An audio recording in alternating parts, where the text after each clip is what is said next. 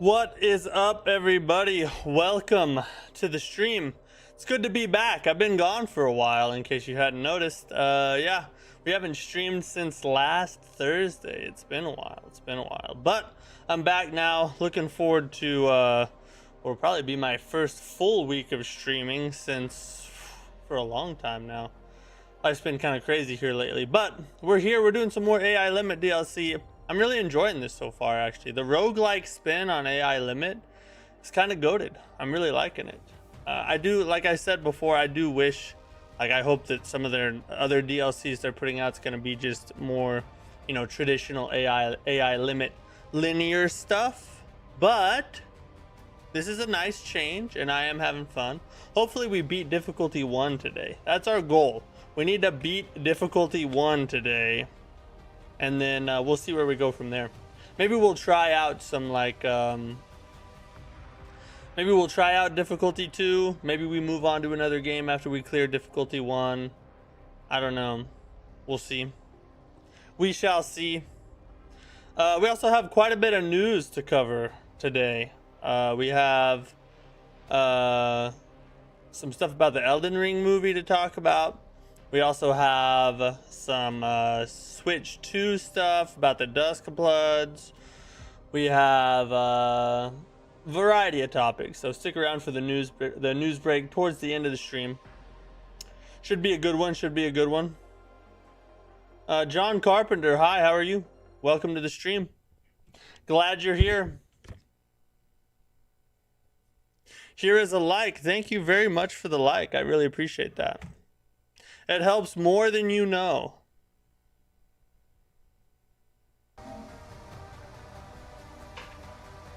I beat AI Limit again today, and a sub. Wow. Thanks for the sub, bro. That's a lot of help as well.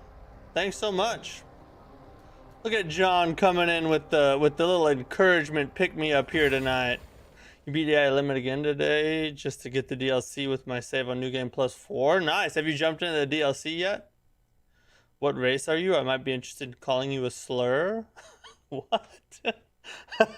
First off, let me just say something. You might be the nicest racist I've ever seen. Because you just didn't come in here slinging slurs. You were like, let me make sure I call you by the proper slur first. What race are you? Dude. This guy's a stand-up racist. I kind of like him a little.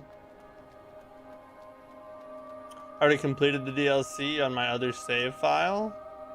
Oh, so you've already beaten it. Have you beaten difficulty 3, or did you only beat like the first 2 or the first 1, or how many did you beat?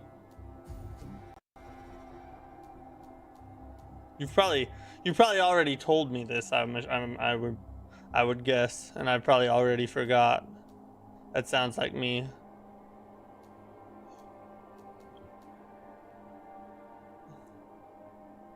Oh, we already have the 2 rebirth sigils.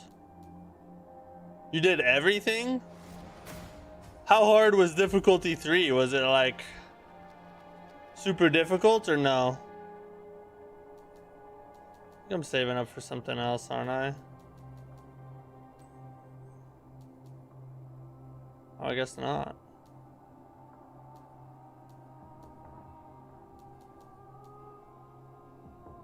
Man, so it's pretty hard then on difficulty 3.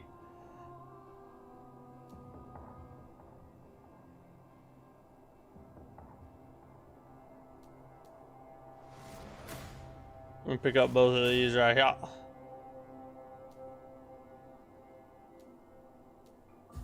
Nice.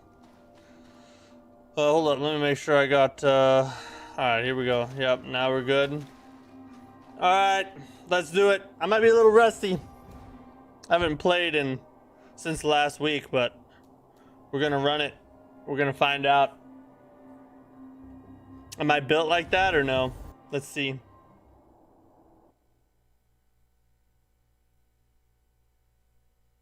I think the farthest we've gotten so far is, what is it? We got all the way to super punchy lady. I forget her name. That's as far as we've gotten.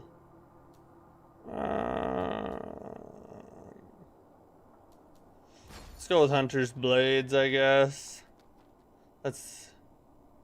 Yeah, Anomia, yeah. That's who she is.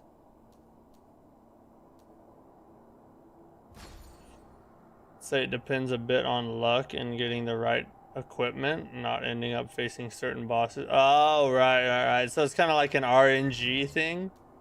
I may not be interested in it, in trying to do difficulty 3 really, if it's more of an RNG thing.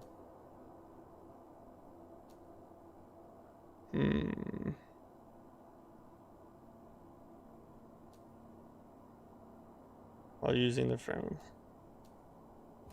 Yeah, let's grab plus 50% defense. That sounds tasty.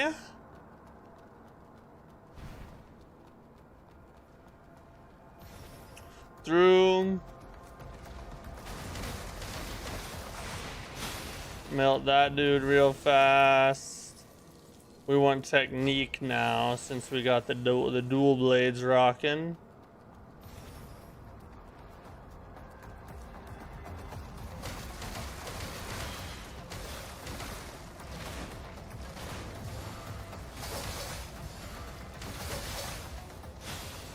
Well, that's kind of a decent weapon skill there, isn't it? Not too bad.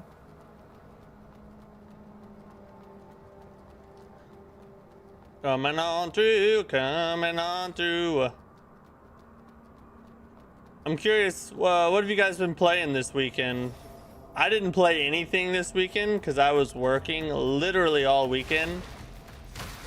On Saturday I put in like a 15-hour day, or no, like a 17-hour day. Oh no.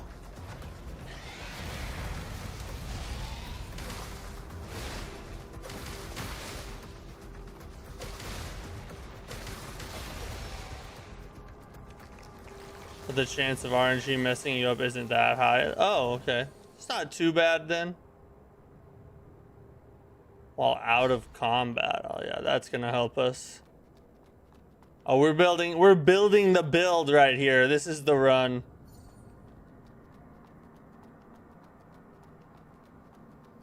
This is the build.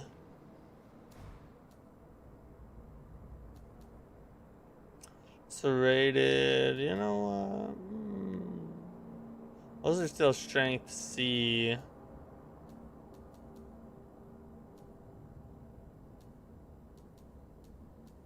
I really don't need any of this because my weapon's already blue. So F it, we're just gonna run. We don't need it. More, okay.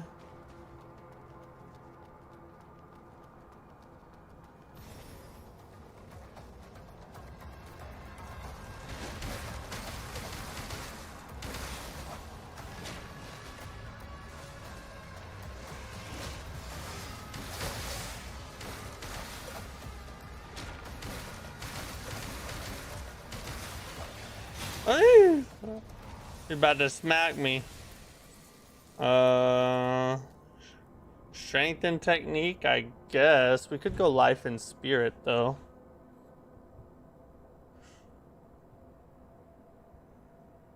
Yeah, let's just go strength and technique. That should be fine, I think. Down we go.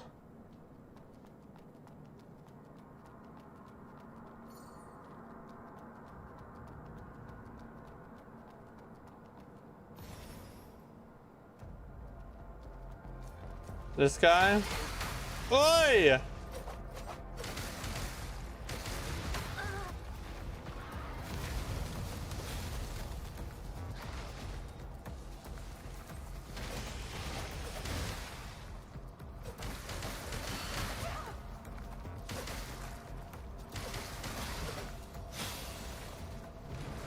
Just keep R1 spamming. That's all we gotta do. Vitality, I guess life and technique. It's not very much, but it falls more in line with what we're trying to run. So we'll just keep picking it. Like a scab, you know? That's kind of disgusting, isn't it?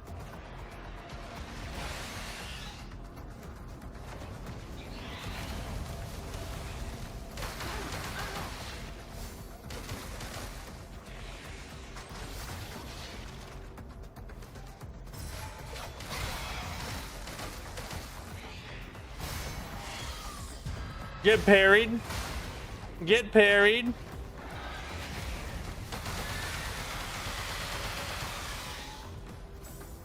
That sucked.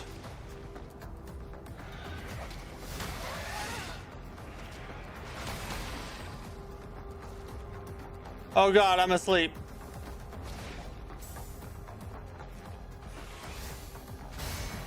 Finally, god dang, bro.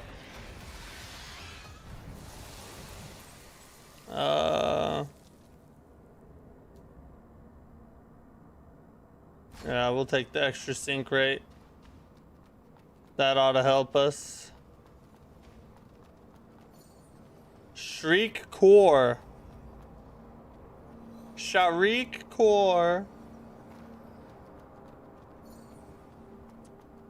No, not there.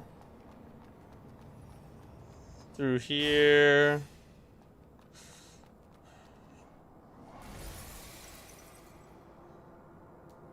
Let's go technique. What else do we want here? Technique again.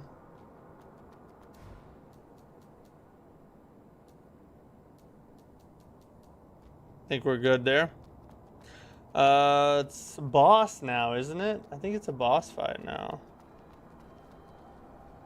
You thought everything was lost?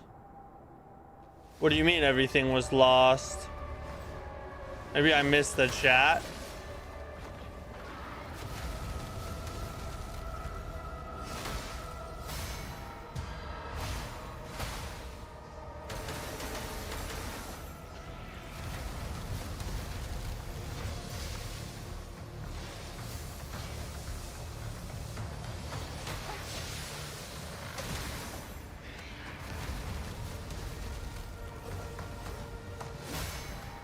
Effed. Get him effed. Get effed up. This dude's running away. That sucked. Oh god. I was out of sync.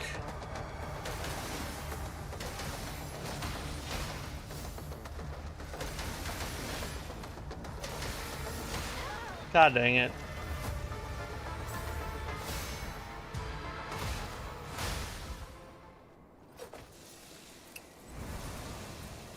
Oh, you thought I was about to die. Yeah, bro, come on now. Give me a little credit. I'm not gonna die this early in the run. That's never happened before, right? Yeah,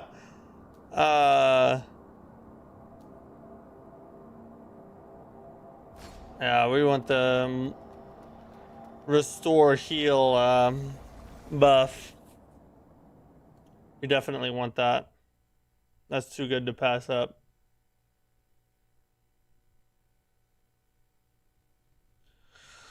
Okay, now the second part, I'm a little foggy as to what's next. No, now we start the like little mini map sections.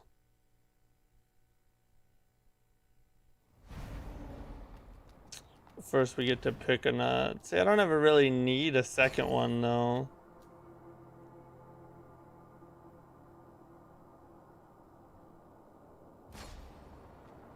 Because I always just use the parry. Lightning Step isn't too bad. Or Thunder Step or whatever it's called.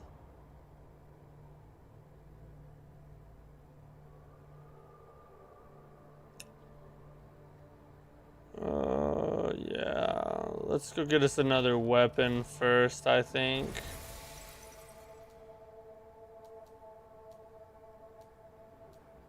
More technique. So we gotta run up in the church, drop down. Oh, we'll go get us a better weapon.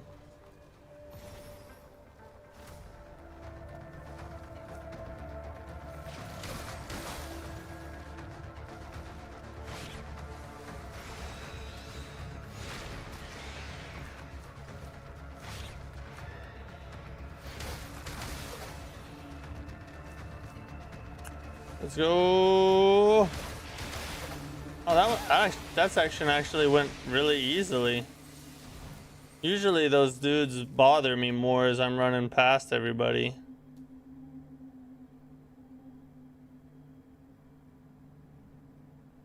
I'm not using one-handed, I'm using dual wield right now. I try to run on difficulty 3 right away when I got to the DLC today, but the damage is too low without upgrading the permanent buffs. So you really need to work your way up then, is what you're saying, which makes sense. Let's switch. Oh, I guess I should have picked that freaking one-handed buff. That's all right. This will be okay.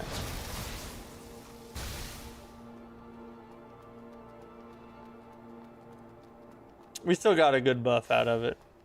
Can I upgrade again while I'm here? No, I don't have enough. All right, so now we'll go for life, and spell.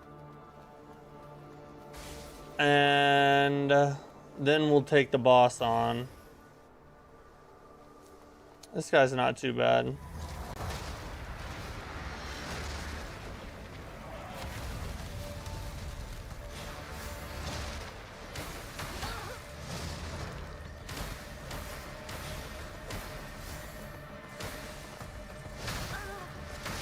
Oh, Jesus. I say that as I get clapped. Not today, whore! I forgot. Oh, we died. Oh, never mind. I forgot that was a grab.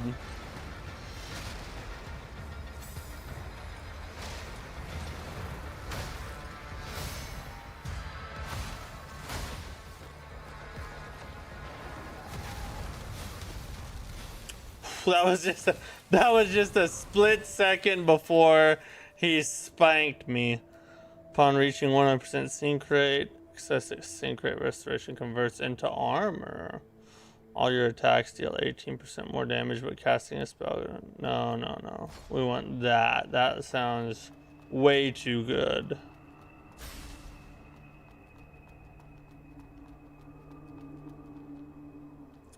No, we need to go this way. Up to the next life. Grab another heal, and then we'll continue on down the road here.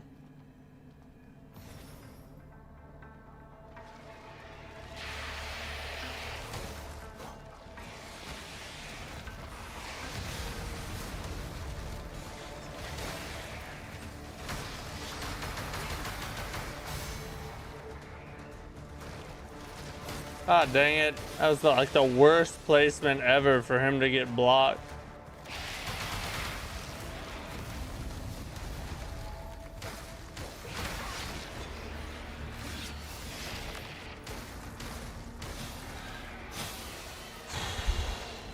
At least he doesn't do too much damage, because that could have just like ended me right there with his freaking psycho attack.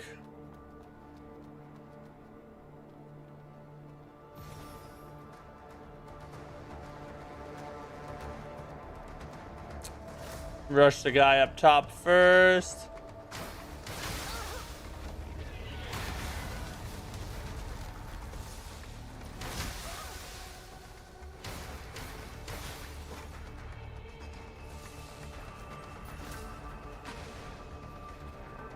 Where'd he go?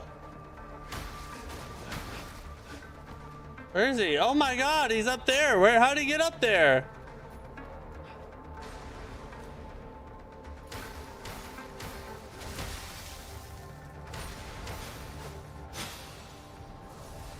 I always dodge just barely too early on that.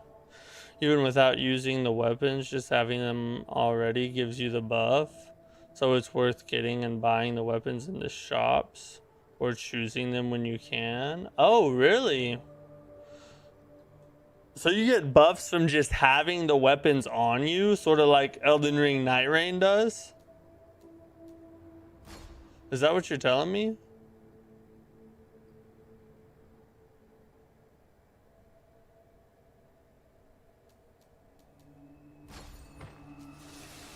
Let's try that spell out, I guess. Alright, now we gotta hit up boss. We'll go down this way though, so we can stop by the blacksmith as we get there. Or as we go over there.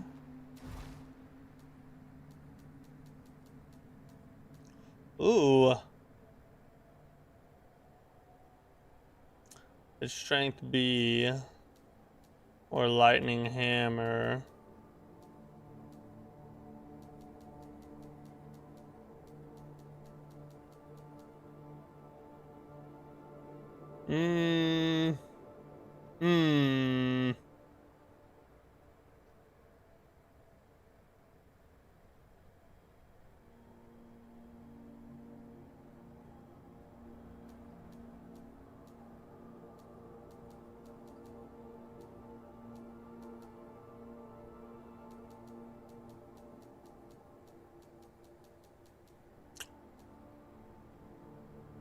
When you get that buff that gives you improvements for having multiple weapons. Oh, okay. As long as you have it on your person. Yeah, I get what you're saying now. I get what you're saying.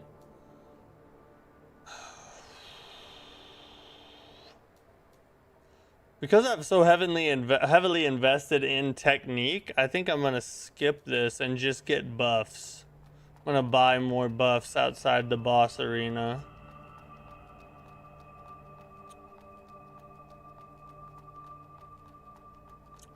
Where's Torrent when you need him, right? I need to get back fast.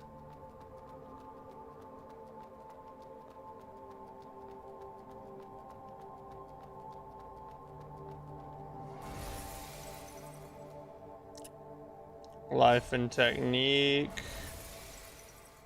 Vitality and technique. Delish. Okay. Now we go handle Bossy Boy. Mitzview, what's up, bro? The game's awesome. The DLC is pretty freaking cool. It's a roguelike twist on AI Limit.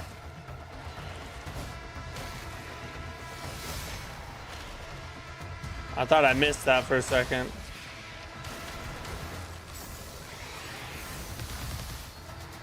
Ooh.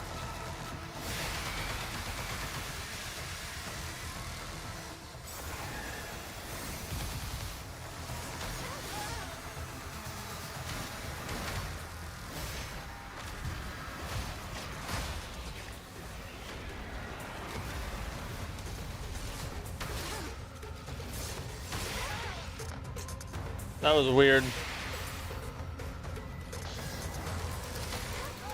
God dang it.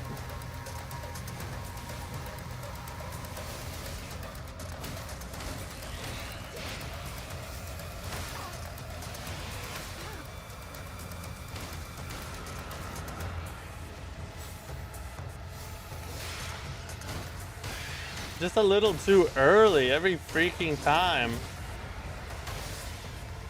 That time I was late.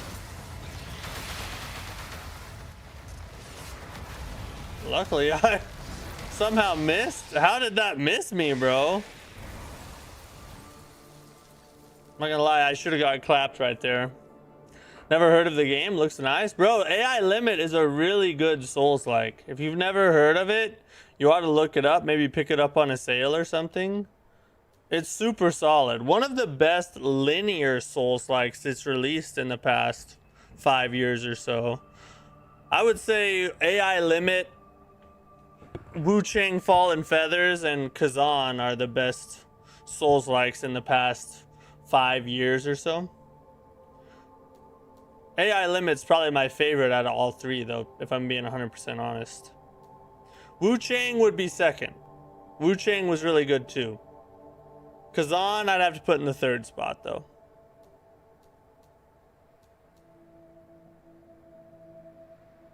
Casting any spell enables you. Attacks. Same for you, really? Another AI Limit fan, huh? Yeah, I really feel like this game doesn't get enough respect for what it is. It's actually really good. I think one of the only things that are part of, like, I don't know. One of the things AI Limit could have done better is the difficulty. I feel like it's just a little too easy. It's not an easy game, but it's a little on the easy side in the Souls-like genre. But other than that,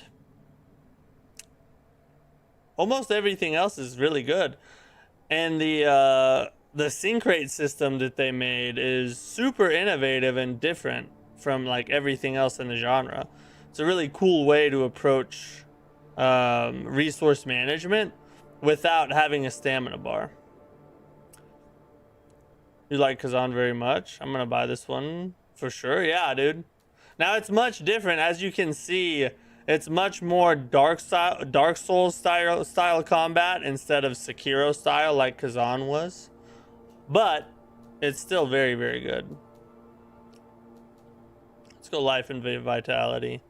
My 3 favorites: Stellar Blade, AI Limit, and Wu Chang. I haven't played Stellar Blade. Hardcore mode helps with this. Unfortunately, it only unlocks after beating the game.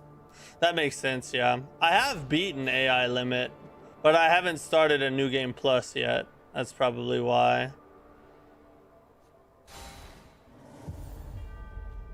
Oh, let's see what we got here. So we could hit up another weapon. Go straight across for the heal.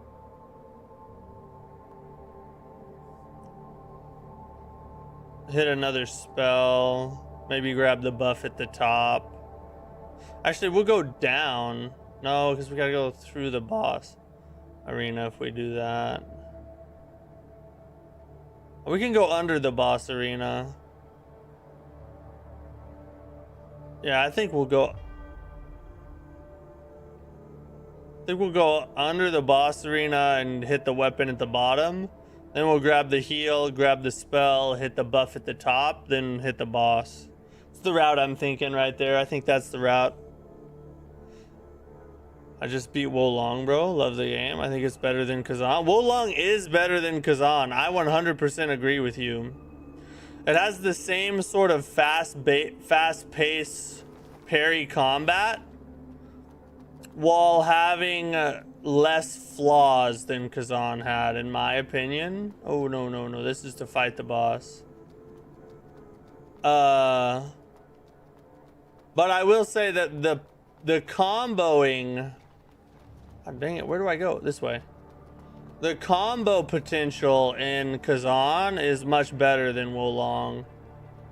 The combos you can unleash in Kazan are just sick, bro. Yeah, the boss is always a Nomi. I figured that out. I always fight her here, bro. Frickin' annoying. I don't think I've beat her yet. This is up to her is the farthest I've gotten at this point in time. Alright, let's grab this weapon right here.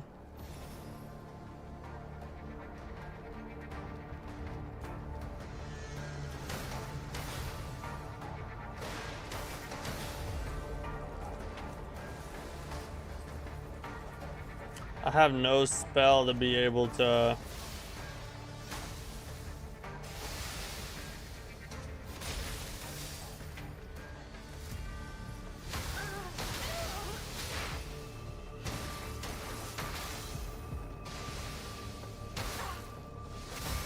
There. Die, you whore.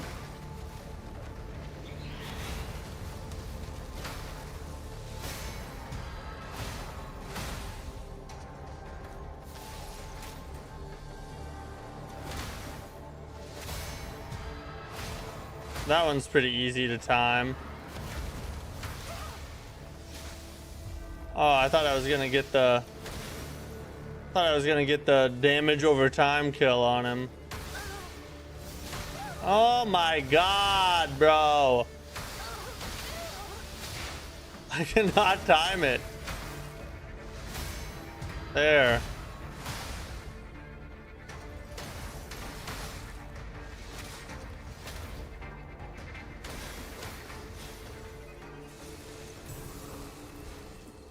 Could have done better there, couldn't I? Stability. PS3 game? No, this is a PS5 game. Red Deer. Actually, ooh, technique is S on that. Yeah, let's hit that up.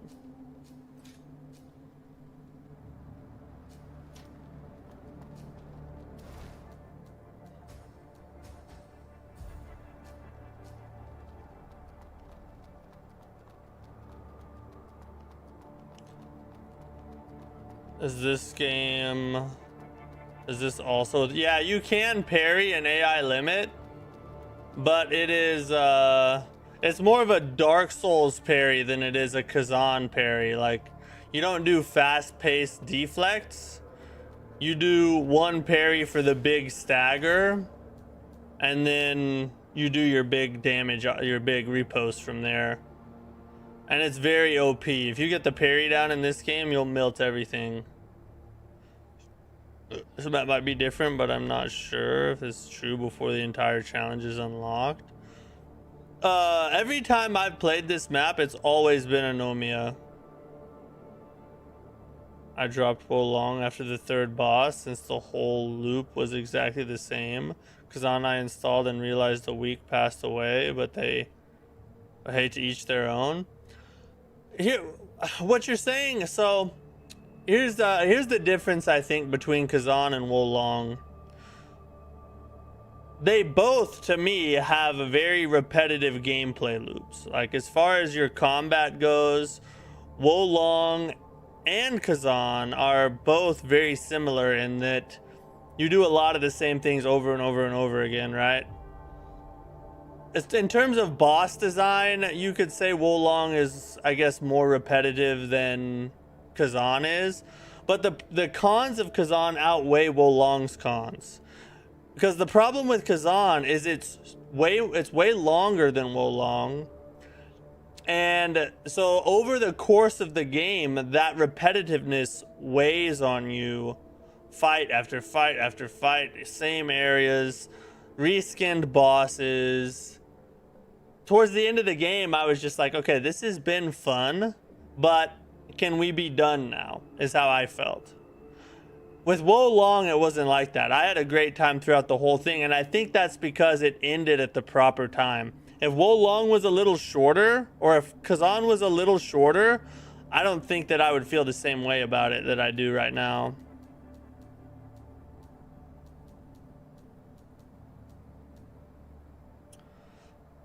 But it might not be that specific. Oh, okay, gotcha.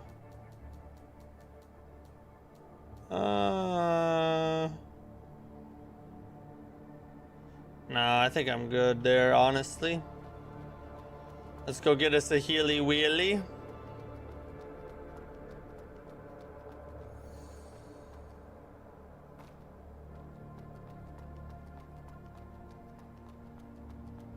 It's true, Matt, exactly that. See, yeah, so I'm not the only one that felt that way.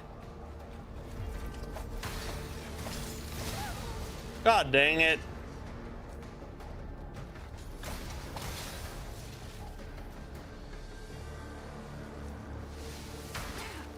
Well.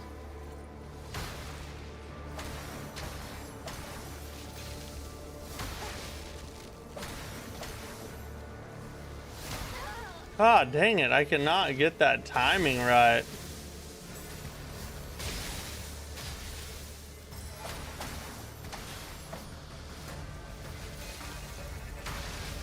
That time I was late instead of early.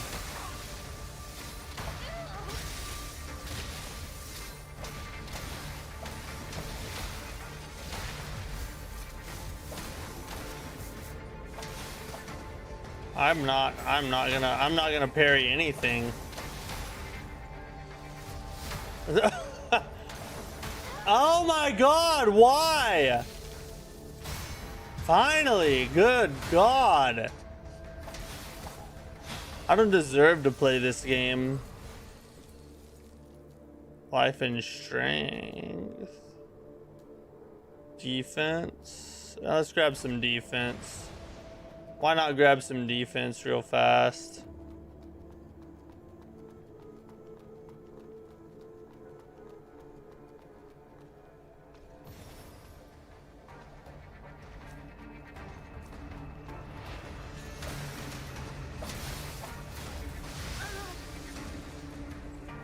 I gotta go handle these dudes. These dudes always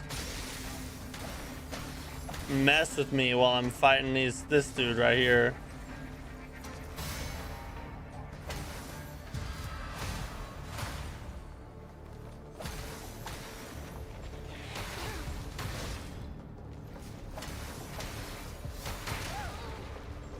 Whoa, hey buddy.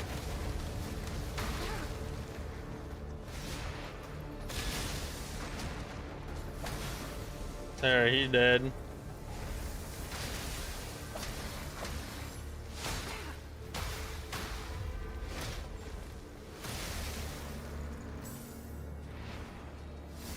God!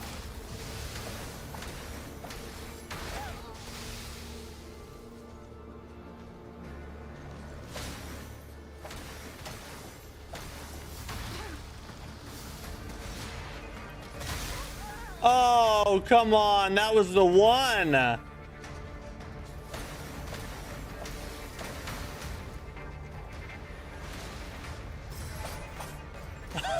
What? Give me a little forward motion. What's up with this stupid standing still crap?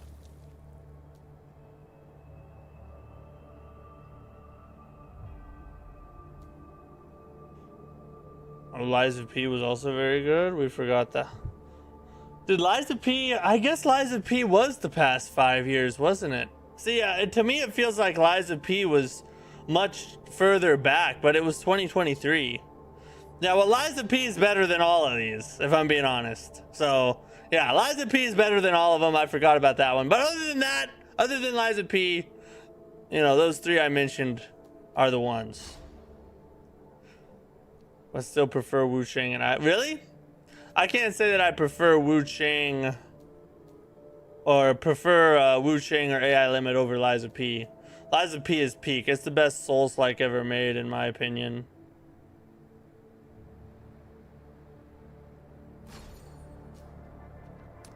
Try this spell out real fast.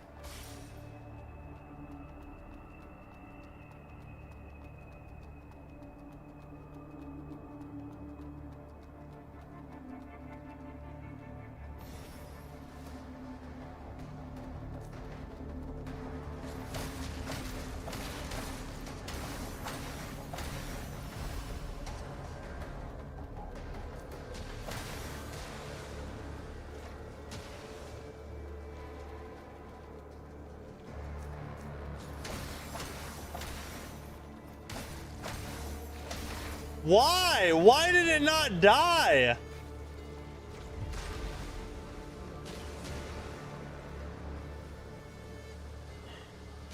Freaking wasting my time, bro.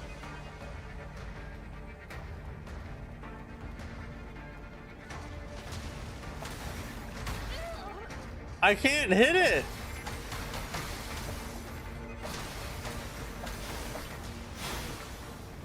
Bro, this was the most annoying room I've ever been in. I should never have came here.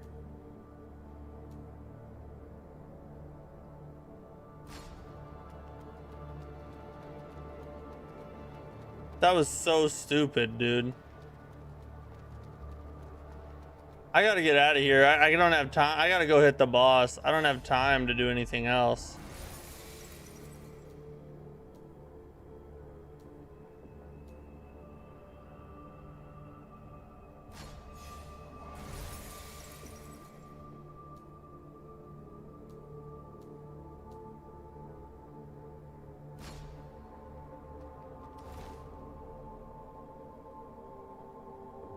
It was very good. I still think it's the best also, bro. The story in Liza P was also... Yeah, Liza P has the best story in all of Souls-likedom as well. Very, very good. Very well told, very creative. Lies of P's peak story for sure. And the thing about Lies of P that, well, the thing about Lies of P's story that makes it so good in comparison to everything else is it sort of, it blends the two storytelling styles of the From Software cryptic style and the more classic cutscene tell you everything style. It blends those two together in a way that gives the player enough information to where they feel like they know what's going on, but at the same time leaves enough mystery to encourage some exploration and, you know, immerse you into the world. I think that's what makes Lies of P's story so peak. That and the fact that it's a fairy tale retold in something crazy, you know. So the uniqueness of the fairy tale also plays a very big role as well. But yeah, Lies of P is the best story in Soulslikes.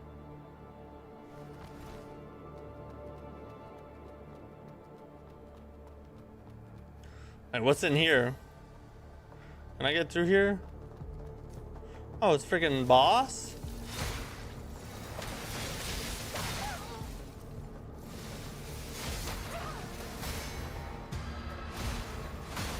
I didn't realize there was a boss in here.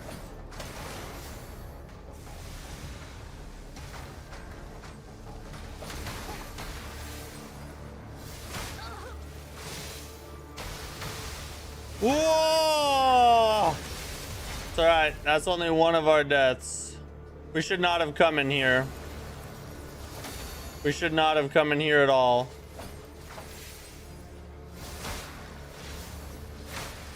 Bro, the timing! It would help if I knew any of these.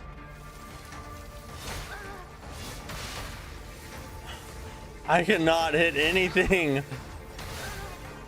Bro, I'm losing. I'm losing badly.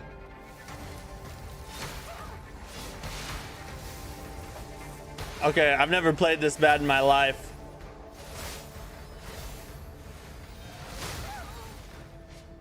Like a split second late. Can't even hit the chick. Finally!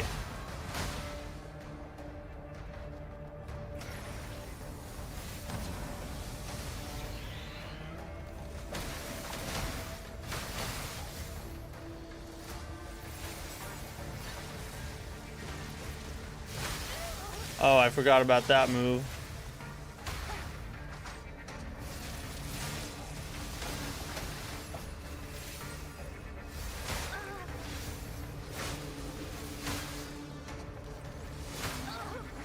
Just let me heal, bro.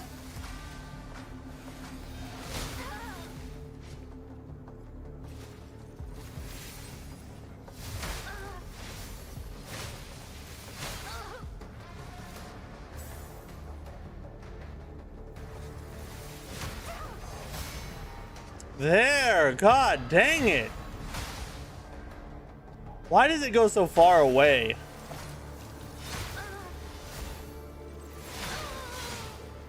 Now it's doing something okay, that was different than the past time. Oh, I still have a chance. I still have a chance. Get out of here. Oh god, I'm taking damage over time now, aren't I?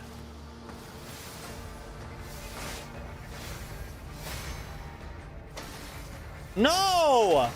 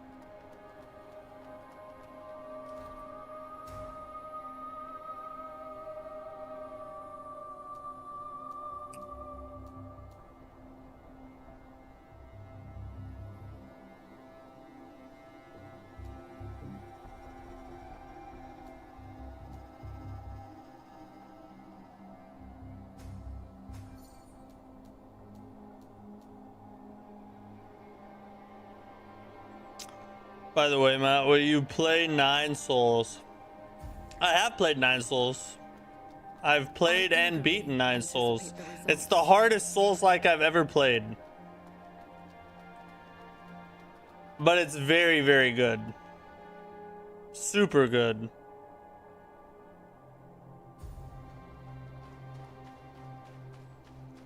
Why is it not worth spending money there?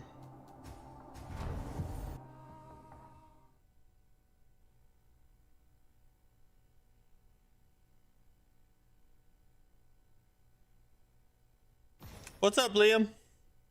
How are you, buddy?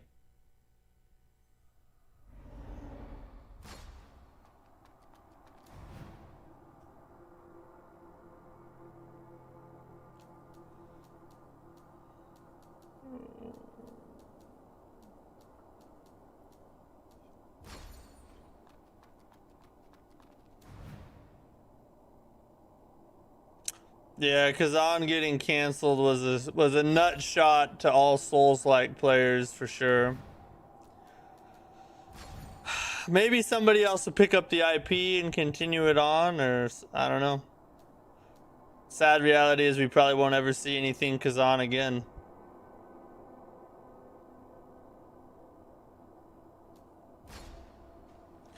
Yeah, Kazan, the dev team behind Kazan got disbanded and moved to other projects, so doesn't look good for the future of that IP.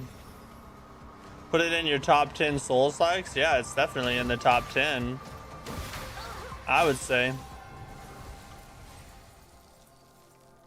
And I wasn't even like the biggest fan of it, but even I would put it in the top 10, I think. At worst like 11th or 12th, but probably top 10.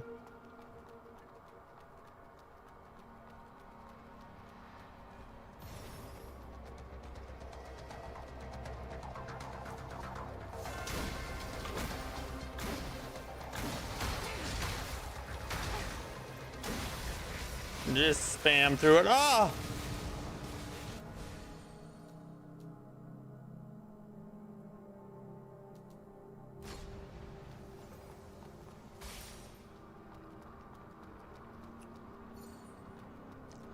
Thing is that shop with the clothes and the seals are things you can take outside of the DLC and don't bring them into the oh, I thought it followed you into the trials.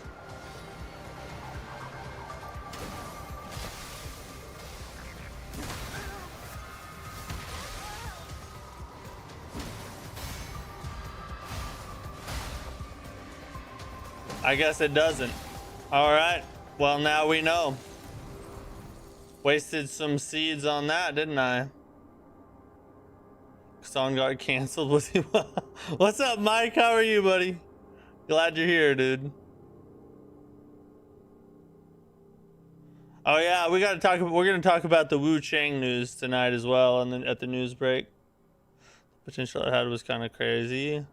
Like the second game, given enough time, has really worked on. Could win game of the year.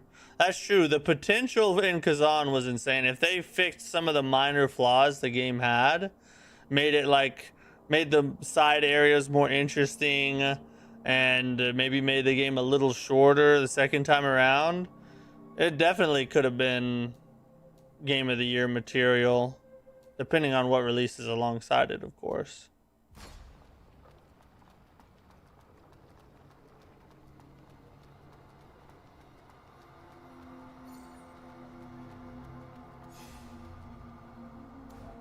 Open.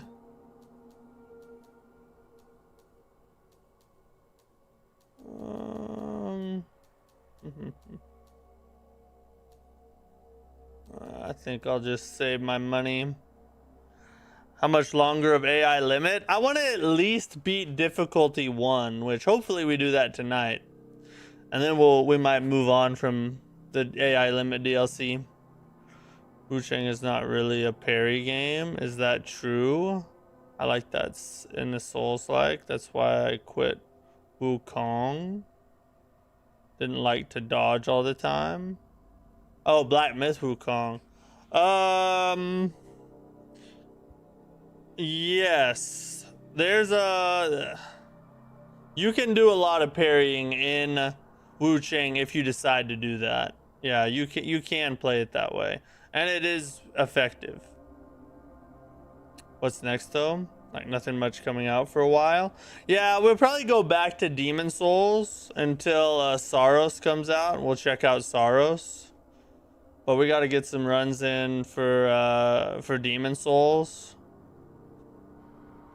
And then I don't know, after that we might start a challenge run in a different Soulsborne. Maybe we'll do a Dark Souls 2 run.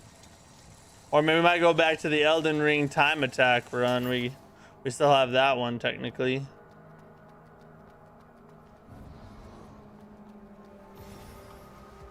Thanks for the feedback. No problem, buddy.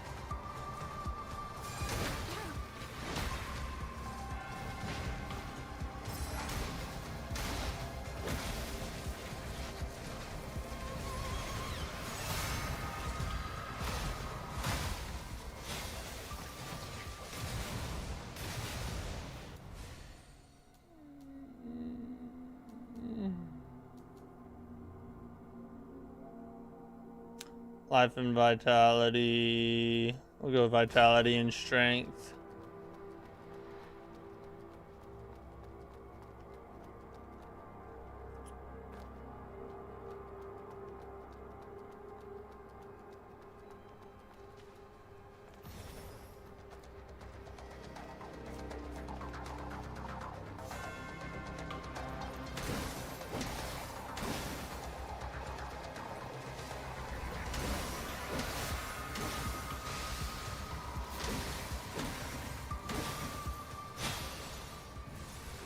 Grab this. Grab more defense. Demon Souls is short. I'd be like 4 hours. Yeah, it's a short game. I don't think we'll be in it too much longer, but doing pure black tendency makes it longer because then I die. So we'll see how well that goes.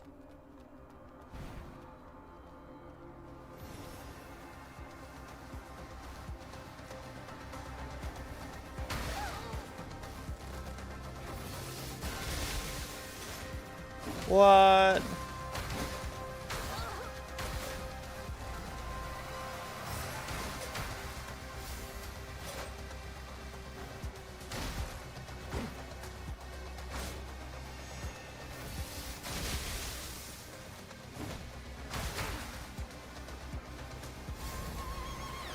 Oh, I thought that was an attack.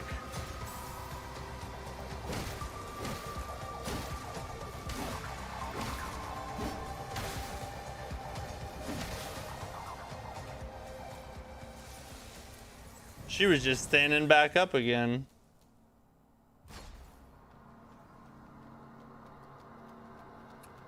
Oh, bro, AI limit deluxe for 31.49. Yeah, bro. If you got the money, that's a heck of a deal.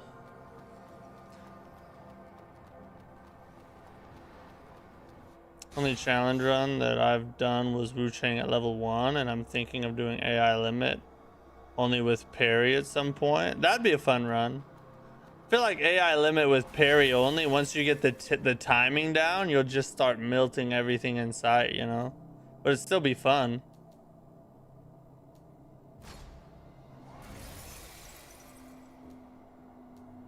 Life and strength. All right, who do we got today? Oh, these guys. These guys aren't too bad.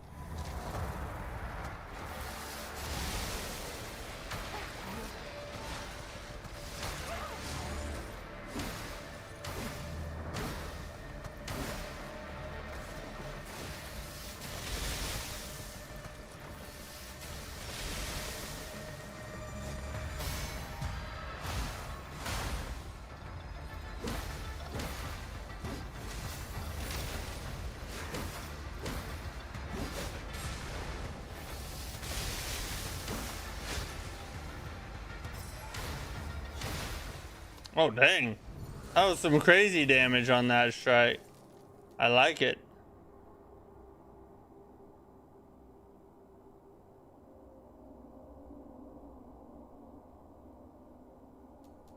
Oh, Spectral Pursuit sounds nice. Nice.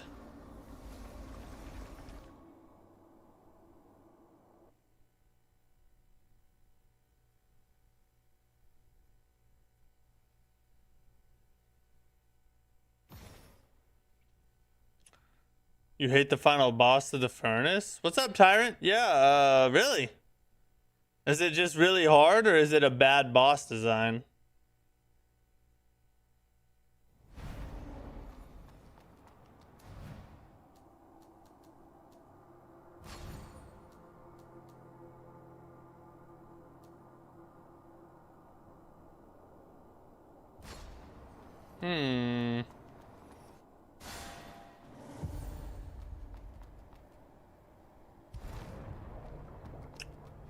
Reset the heaty. Stability. We'll go life and strength.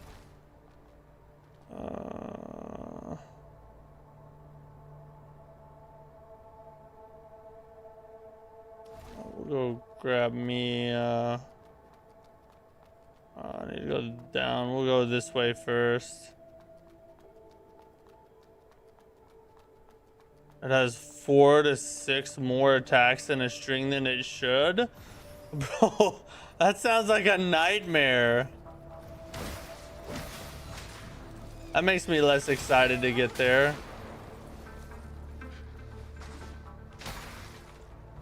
What the heck hit me? Leave me alone!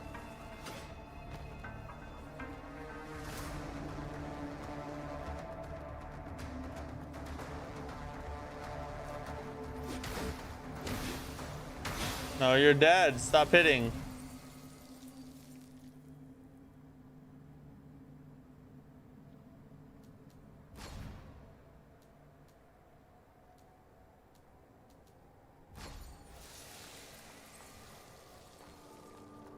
Grab all them. Now we'll head over here. Up this way. Grab the Sparky Spark.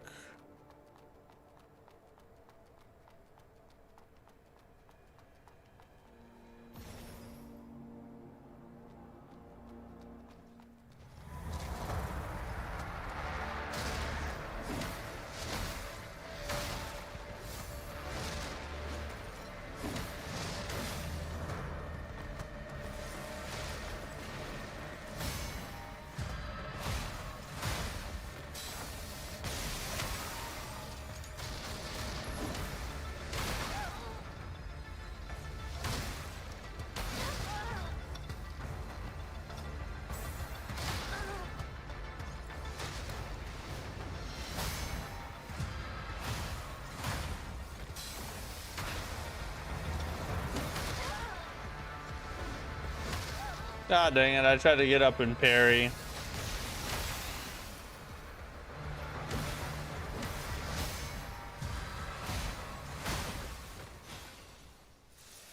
Okay, that wasn't too bad. We picked it up at the end. The Mortal Shell 2. Yeah, dude, Mortal Shell 2 looks almost too good to be true. Like, I'm skeptical that it's actually gonna be that good. The gameplay just looks way too good. I don't know. I'm very excited for it now. Best way to become overpowered in the DLC is by acquiring several of these abilities that can cast extra spells when you attack or are attacked. Interesting. Okay. Dodge, dodge, dodge, dodge, dodge, dodge, poke, dodge, dodge, dodge, dodge, dodge. Oh boy. Okay. Well, that's gonna be frustrating when facing 3 or more enemies. Take the sync rate buff. Now we're gonna go up. Grab us another do, and then attack the boss.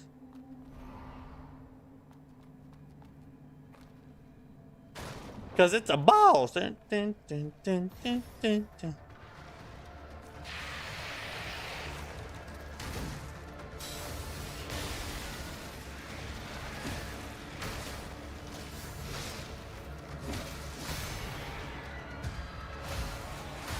Wasn't sure if I was going to be able to reach it there for a second.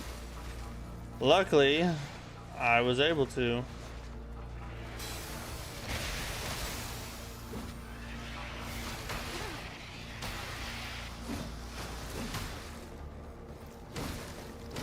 Stop moving all over the place, bro. I trained a lot to be able to parry the final boss, so it became much easier. So parry is the way, it looks like. This or Code Vein? This.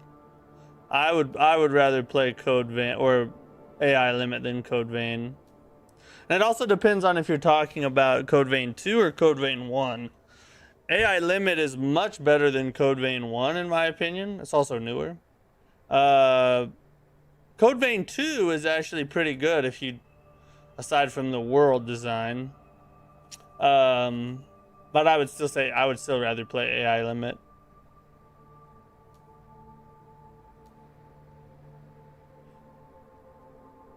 Larger map to better see where you're going. It automatically gets smaller again when. Oh.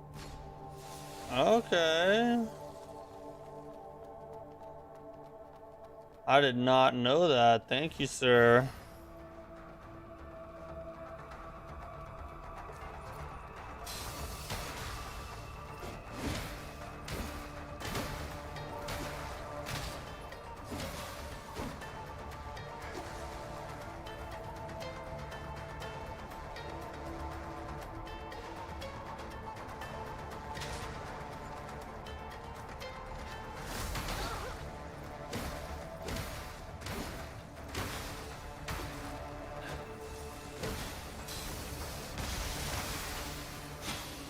Well, that's a strong spell right there, boys. That is strong.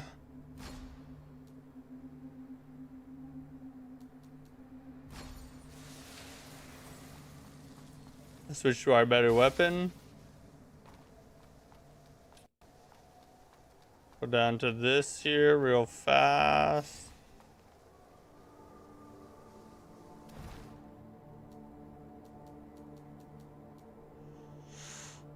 Parry is a trap, thunder step better, AoE attacks. I tried the thunder step. Maybe I wasn't using it to the best of its ability or something, but it didn't click with me for some reason. Why does every streamer stop playing Crimson Desert? Does it get boring? Well, I don't know. I can't speak for everyone. I'm not particularly bored of Crimson Desert, but that's not the kind of genre that I cover primarily. I went to try Crimson Desert and ended up staying longer than I expected, but I primarily stream and cover Souls and Souls-like games. So that's why I moved away from it and started streaming other things, because more things within my niche came out and I needed to play them. Plus, it's my love, you know, I love Souls-like games.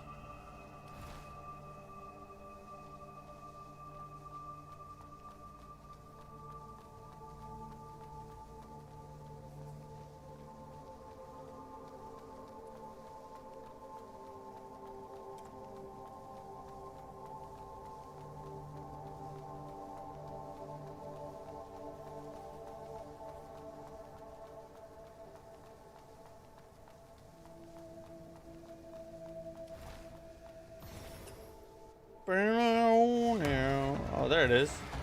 Came in over here.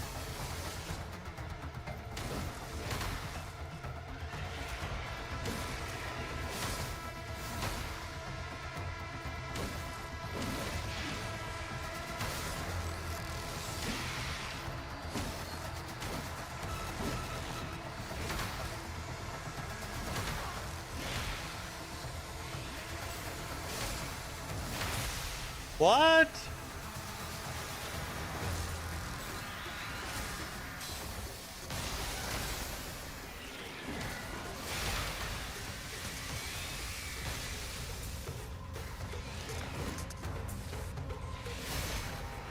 There.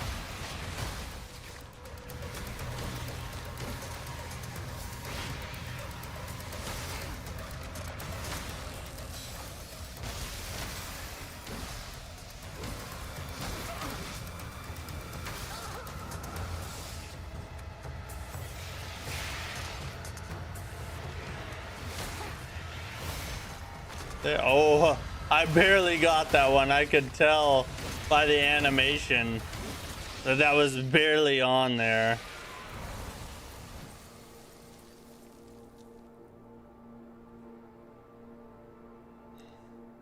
Secret is it?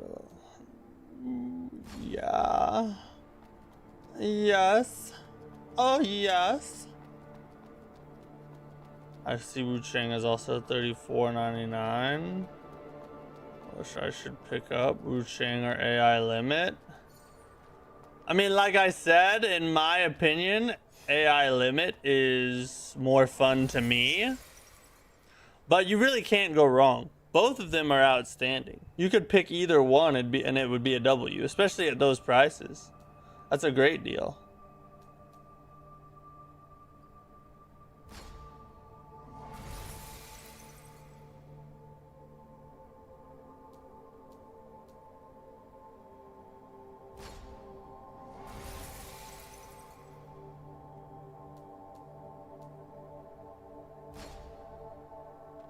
Nice.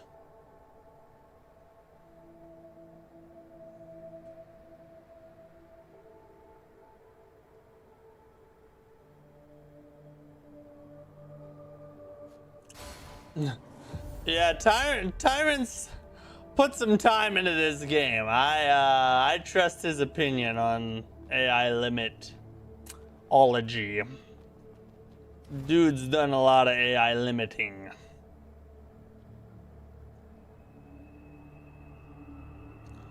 Yeah, you're welcome, miss you. This will go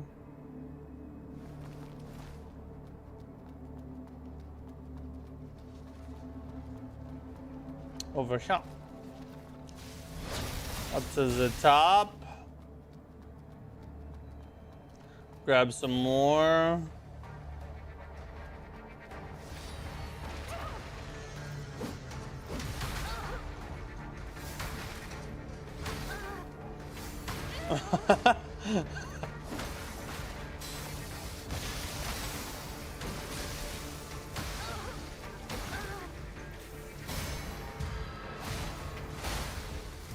Got it.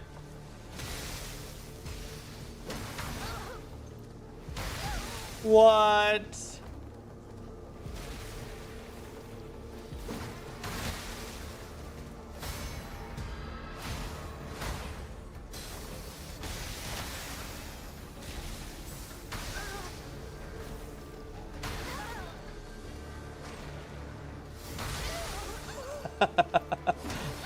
I feel bad for my character.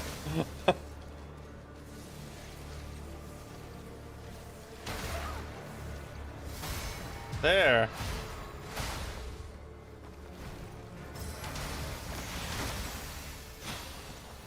Oh, something happened there. And that was freaking cool. Never heard of this game before. I saw you play. I'm definitely going to get it now. Oh, sweet. I'm glad I was able to introduce you to a good game. That's part of the reason why I like to play a bunch of different kinds of Soulslike games instead of just like challenge running the same games over and over again. Because I just feel like, you know, people benefit from being able to see games and decide if they want to pay for them or not. So I'll buy them, and then you guys can, you know, choose what you like. Yeah, life and strength.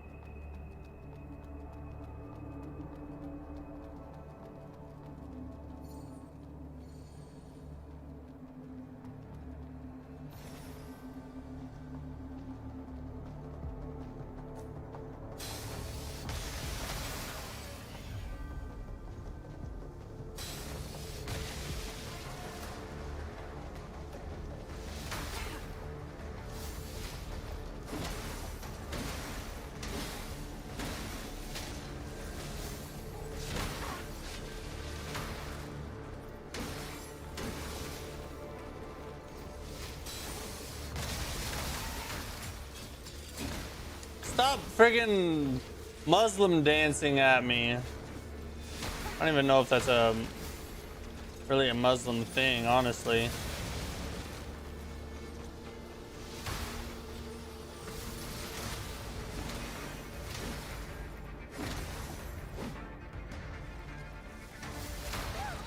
God dang it.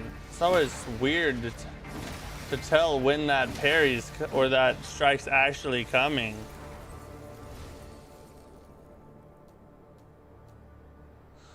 Life and strength, strength and technique. I feel like, or vitality, I should say. Pragmata is getting great reviews. 86 on Metacritic, 88 on OpenCritic. So ready for Friday. I haven't even seen the reviews. I need to watch a couple reviews tomorrow and see what everybody's saying about it. That's interesting though. Seems like it might be a banger.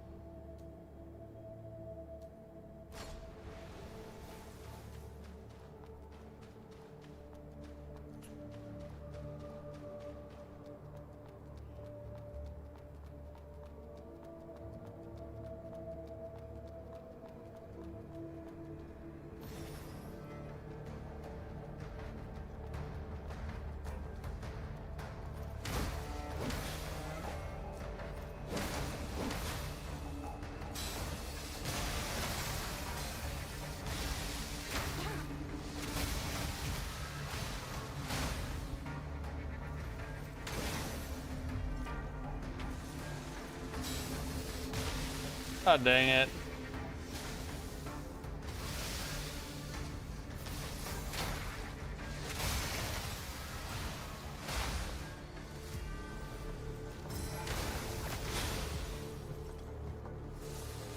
Does it do that every time I do a charge attack? Because that was sick.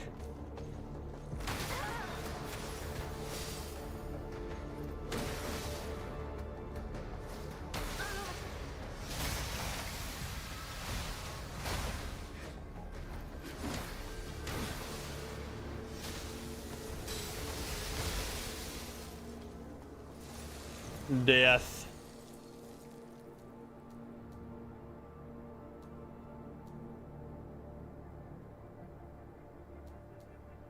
I want to get my spells more power. More power. A power. Combat's very unique in my opinion, even though it's a third-person shooter. I mean, you can still have unique combat in third-person shooter.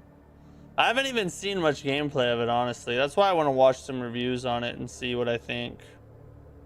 I don't like wasting time doing all this just to lose a gamble with a parry. You think I should get Red Deer?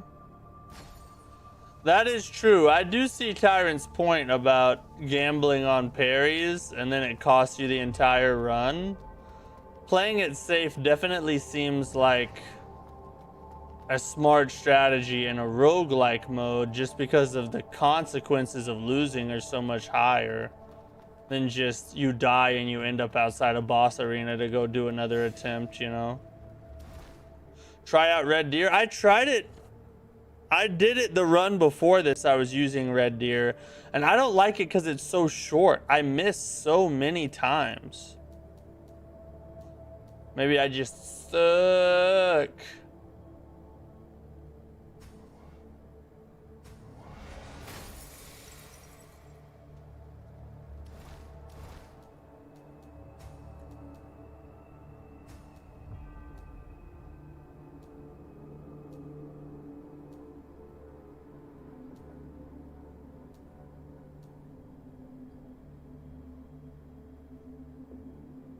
It's got this oh, it's got like a hacking mechanic to it. That's interesting. What do you guys think? Should I use this spear right here? Spears of Punishment is the weapon art, I guess, or Starfall.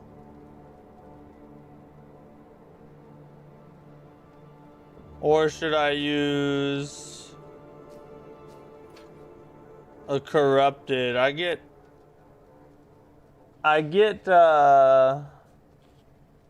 piercing out of the corrupted blade, so that'd give me a little bit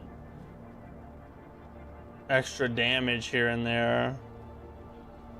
Performs a dodge, go forward and it's instant. It's a 2-part attack. Oh, you're talking about like the actual weapon attack? I don't think that one, I'm not sure if I've used that. I'm scaled to strength right now though. You don't get the timing of the parries right, it's really worth using any other skill. But if you get good at parrying in this game, I guarantee nothing works. Oh yeah, I can definitely see the point there. If you just have the parry timing down like crazy and you know the attacks really well, then yeah, I'm sure parry is insane. But I mean, I'm running parry right now.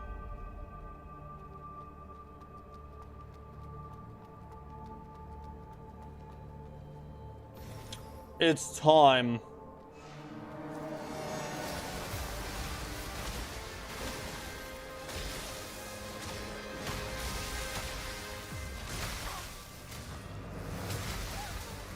Well, that was a lot.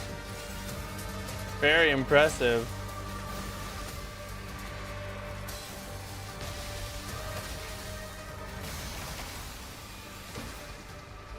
Do it! God dang it, bro.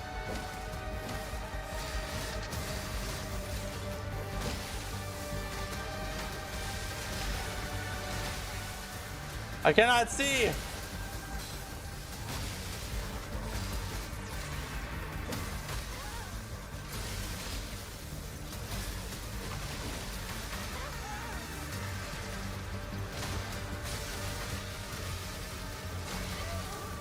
Get up, you need to heal.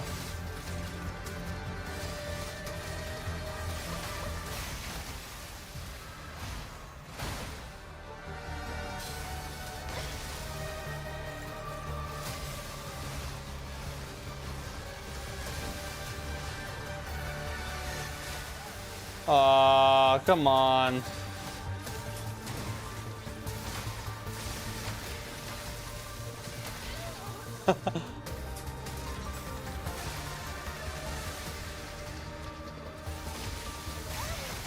Get some.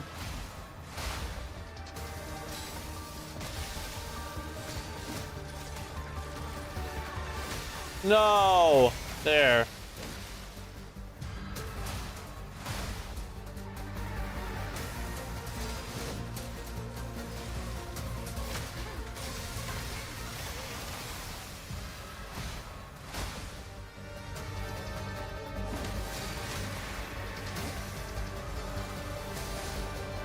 Woohoo!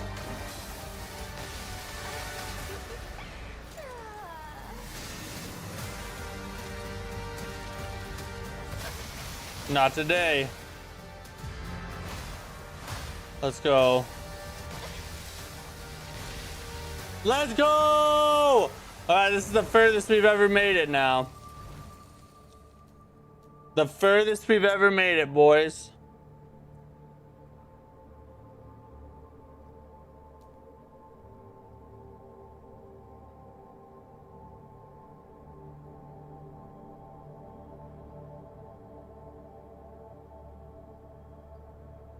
Huh.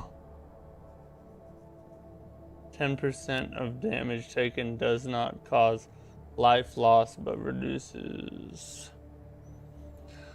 Huh. So if I pick this Destiny 1, I have a 50% chance that it will be retained.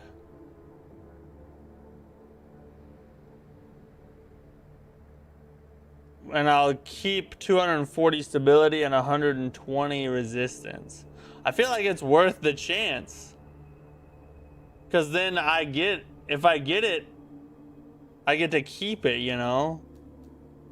Let's try it.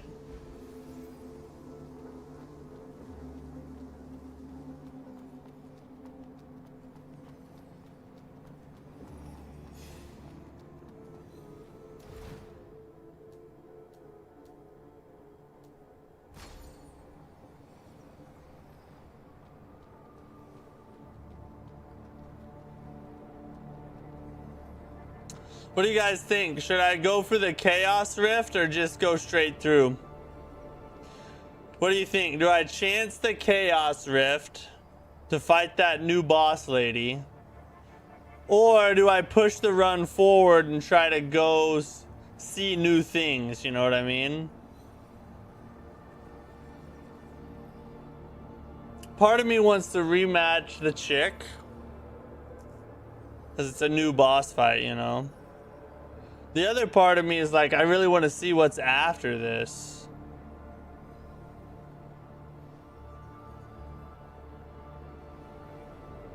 Onward. That's how I feel. Let's onward it.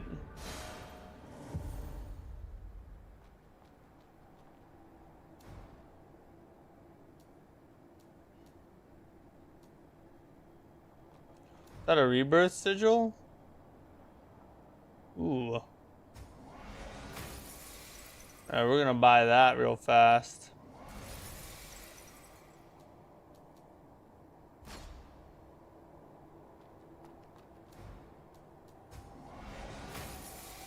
We'll also buy that real fast.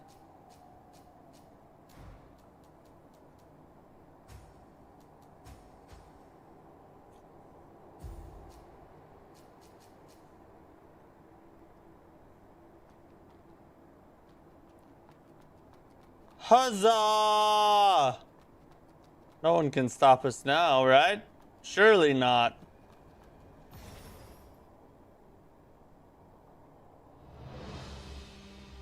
The thrill Oh. never fails to ignite one's fervor. Is it this? Is this Eirene? You've caught up with the old crew. Now it's time to meet new friends. Oh boy. Taken this revelry too. Please show clemency. Let's just hope I can hold on for a while.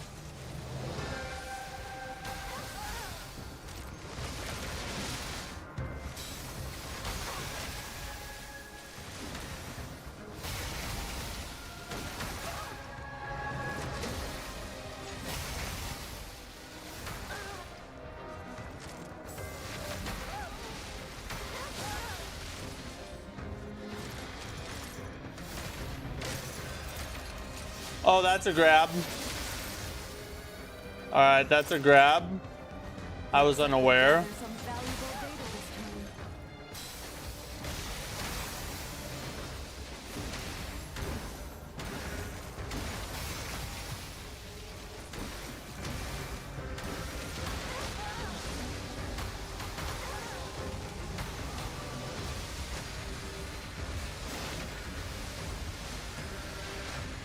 Woo!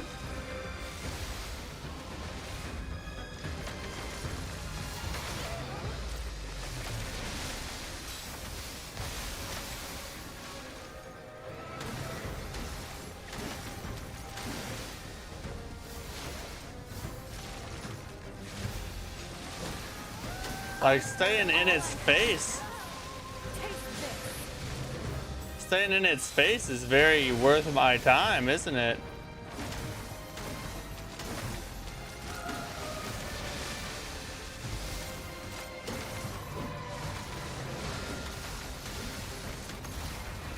Oh, that's interesting. If you just like get up in it, its hitboxes are way out in front of it. Thanks to you, the echoes have been aptly gathered. A splendid outcome, tempered in the flames of the furnace. Allow me to relish it first.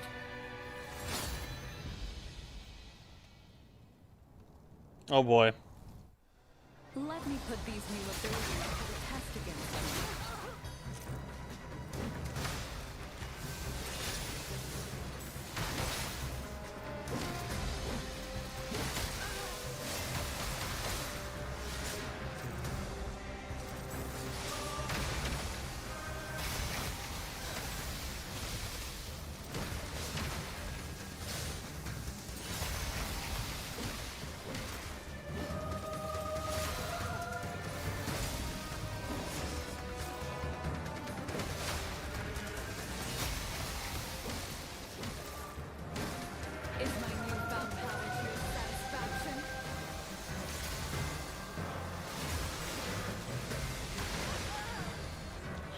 I'm out of heals.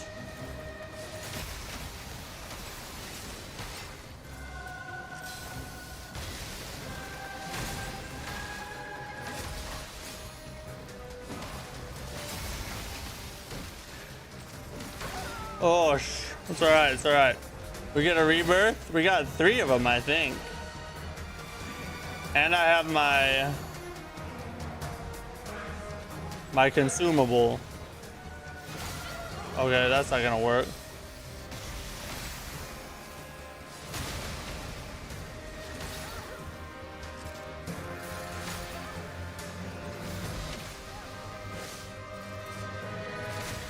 Oh god.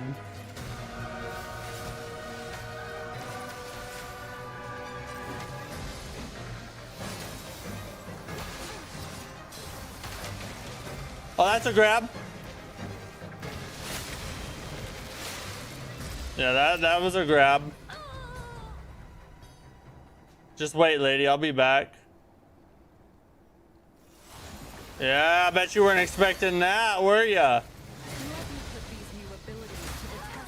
Oh, I was trying to gain distance.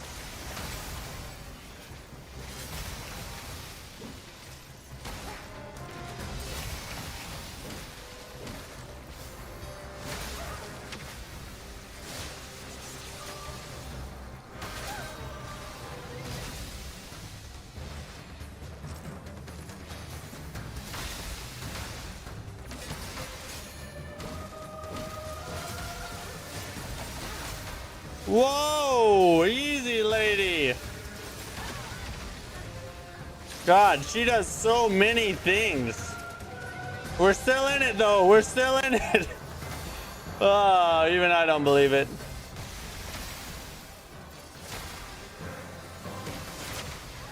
What? What?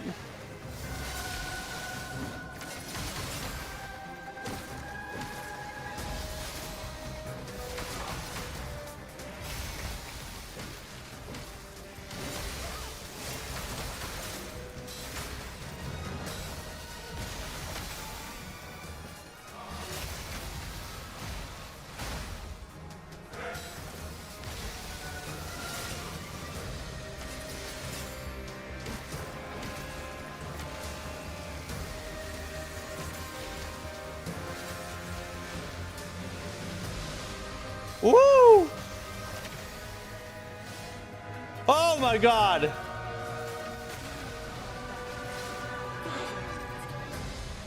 God, we were so close! Oh, on the first try. I don't know if she has a 3rd phase or not, but holy crap, bro. Whoo! That was crazy. That was crazy. It's a pretty fun boss, though. I feel like that's a pretty good one, actually. I didn't feel like her attack strings were really all that long, honestly. Why can't I just kill her right now? You little whore. You little whore. All right.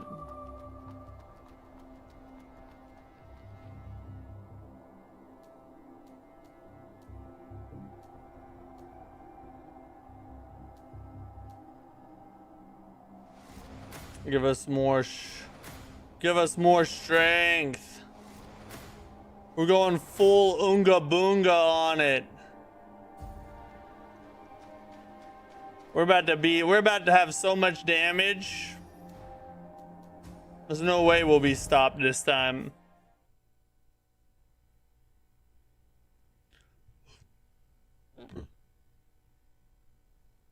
Watch it give us like 3 technique weapons to choose from. That's my luck.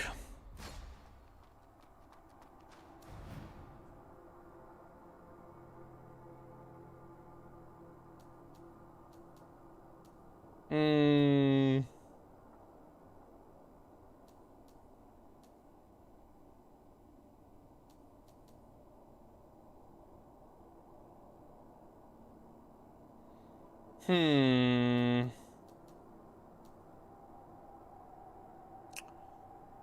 Embrace.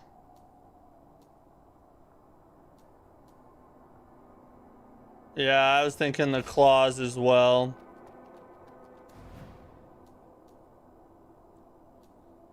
Divine Lightning.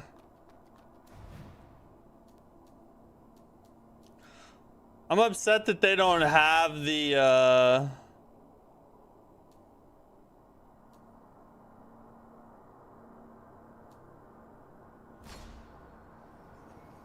I'm upset that they don't have the Frost Nova in here, or at least I haven't found it.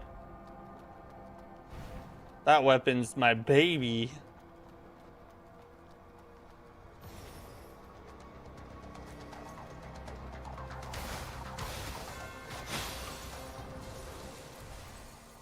Oh yeah, oh yeah.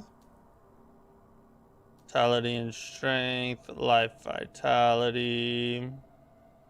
I will go strength and technique since these also scale off technique as well.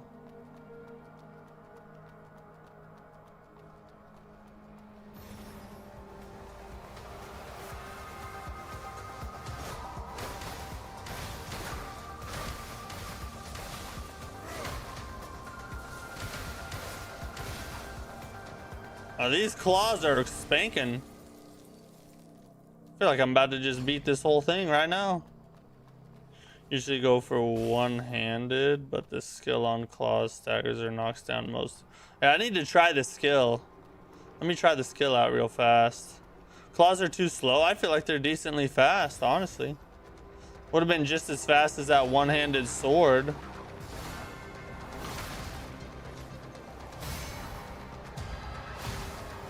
Doesn't stagger or knock down these big boys, but that's to be expected.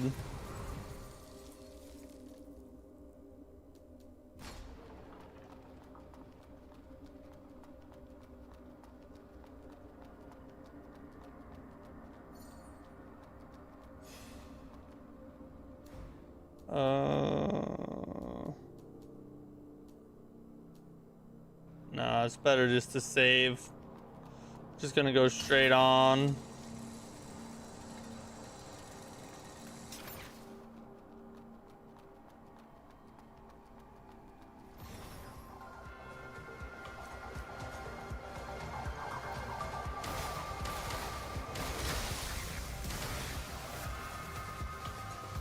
See if it does it to these guys. Oh yeah. Yeah, it does. It does. I like that. I like that. Life and vitality. We'll take that, yeah. That'll work.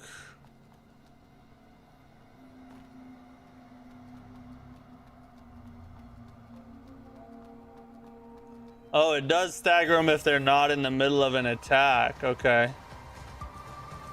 Okay, okay, I get you, I get you. I get you, I get you, I get you. Who next? Who next? Who next?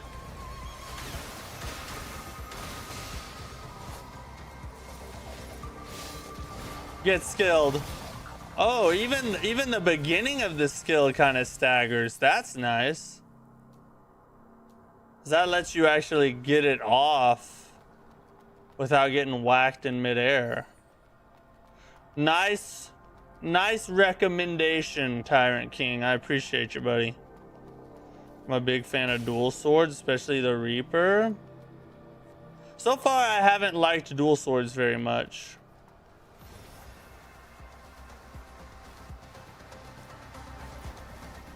Will it do it to her? Oh, God. Oh, my God. She's about to get raped, bro.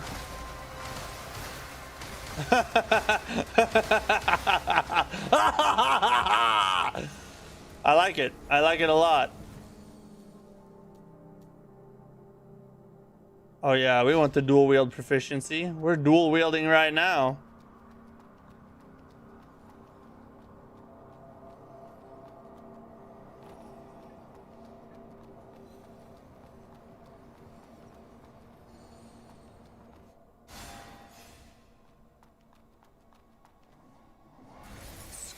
grab some more buffage. Life and spirit. We'll take that. All right, we're good. All right, who's it gonna be? Let's find out.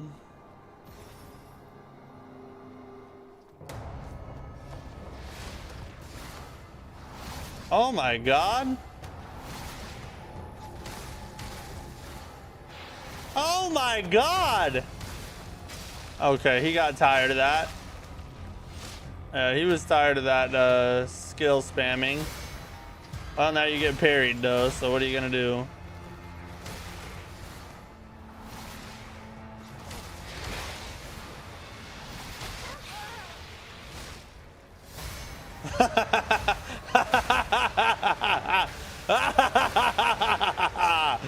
Oh, I like these things. I need to pick these more often.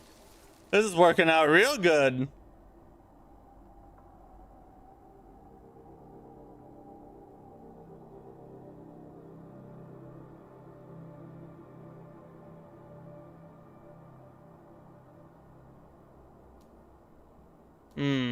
I like the spell cast.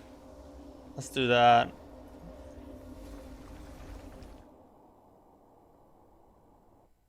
With piercing on them are great here. If you pick up ability that attacks on poison, more pierce, infection, and any other ailment. For that instance, corrupted blade or sword skill. If I can get all that and get all the pieces to the puzzle. But with this, I just F stuff up, it looks like. Just in case I want the... Maybe I'll switch to Thunderstep for that end boss fight, because you have to parry her so many times. It's not even worth it most of the time. 30% less sync rate, let's go. Yeah, if I could find the corrupted claws, I would love that, but I haven't found them in the DLC at all. Corrupted claws was my main weapon before I found the Frost Nova.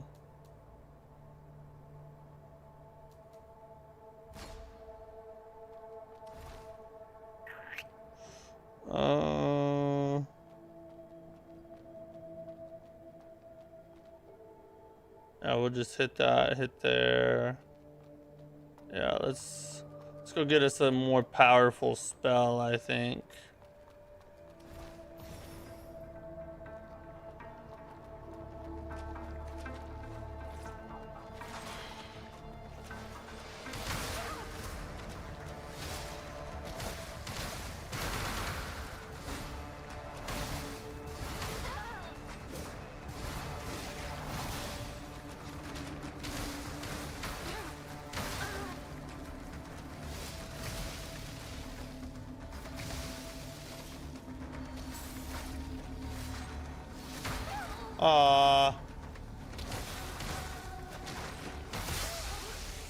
Oh, the Pierce.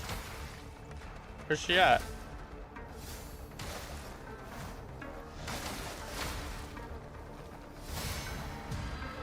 With the style finish.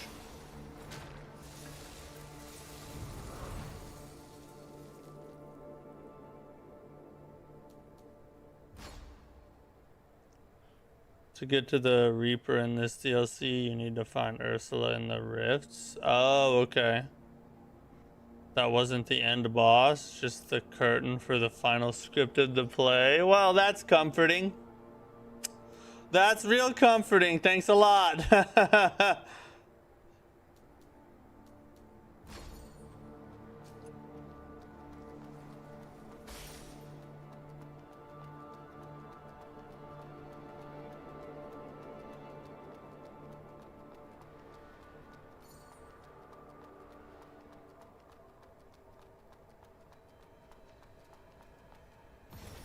We'll hit this first.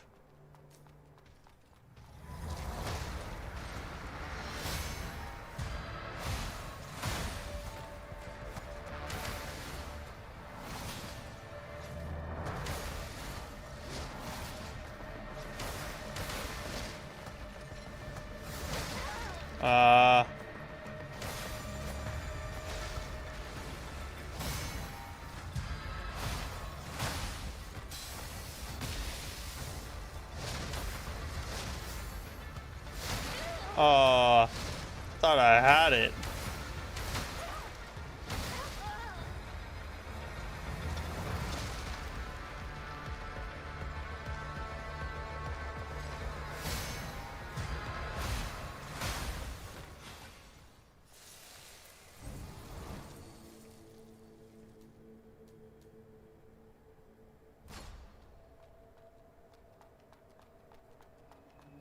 There, we got all our dues back. Now let's go get us that weapon. Just wanted to get the dues beforehand, just so we don't die on accident.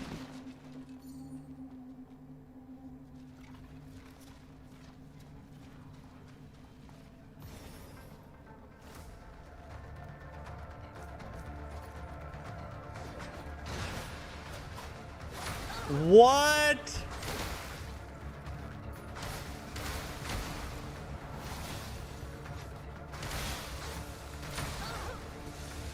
Literally stop it, bro.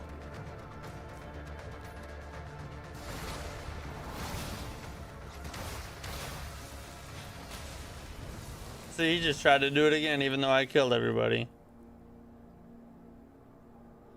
Gains 30 for 5 seconds upon dealing electric damage to an enemy. Let's go with the charge attacks. Ooh. Technique. Oh, the strength is way down, though. I mean, I'll grab them just to have them, but an E scaling and strength just ain't gonna work, boys. We can't be doing that.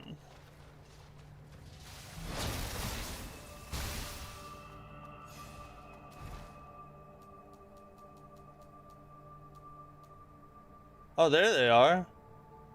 And I'm like 2 away.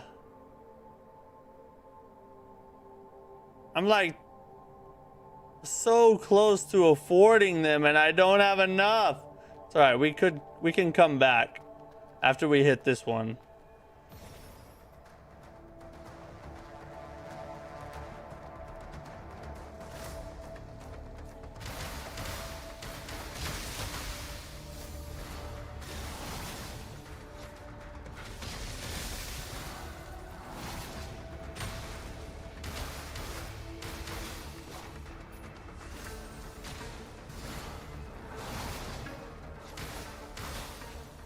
Loser. Oh my god, I hate that they do that, bro. Like, they should be dead instantly. YMD, what's up, bro? How are you? Glad you're here, buddy.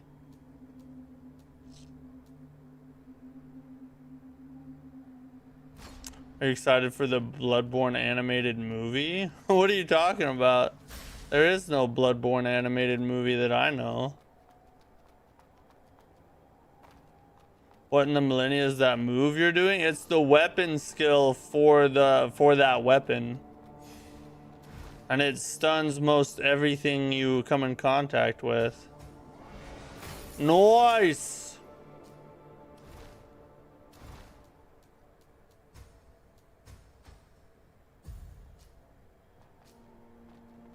Now we can really start to stack Pierce on stuff.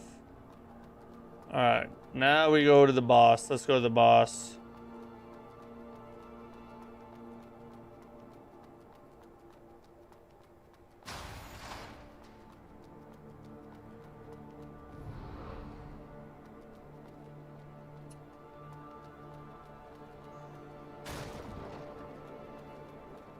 Oh, dude, I went the wrong way. Movie has been announced at CinemaCon 2026. Where did you hear this? I haven't heard anything about it.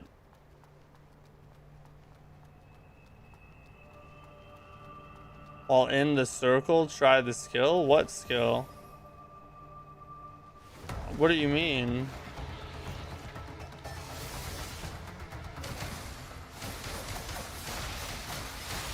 Holy God!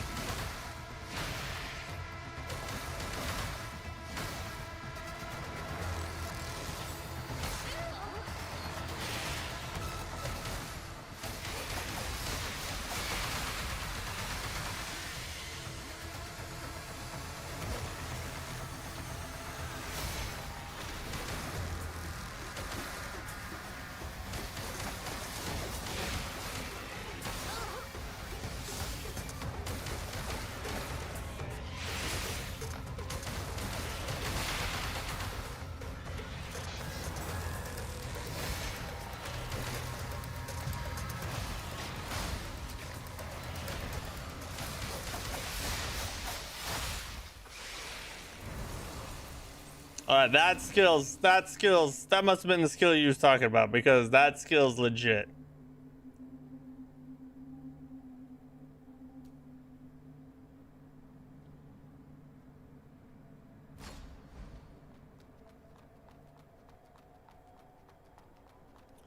Hey, see you, Mike. Thanks for hanging, buddy. Just announced today. IGN posted it on their X page. What? What?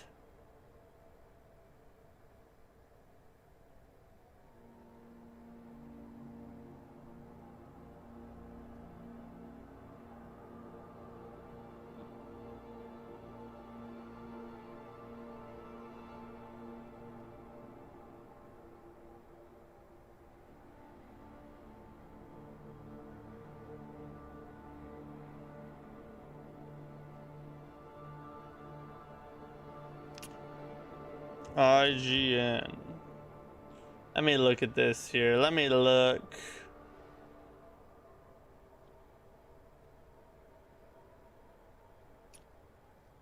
Sony Pictures announced that an R-rated animated adaptation of PlayStation's Soulsborne game is being produced by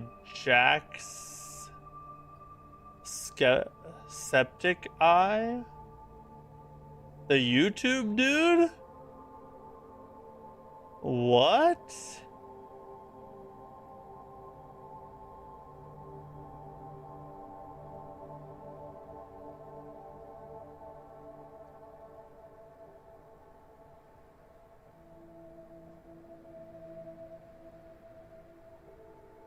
Whoa.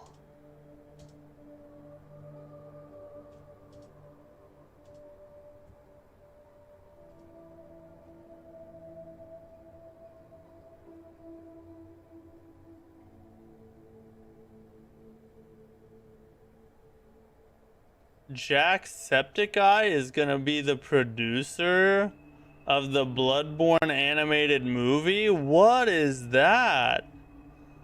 What? That's crazy. I mean, I am excited for it, but what a... I don't even know how to process that. Like, I'm a little skeptical of its quality, you know, because has he ever made a movie before? I don't know, but that's insane. I'm gonna have to do more research on this.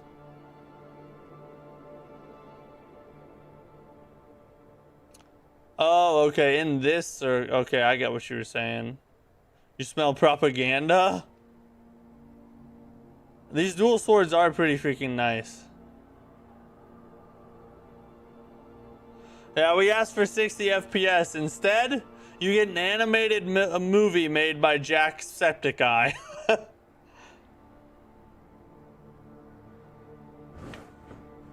I know, I still have to cover the news. I didn't even know that that was happening. What's wrong with me?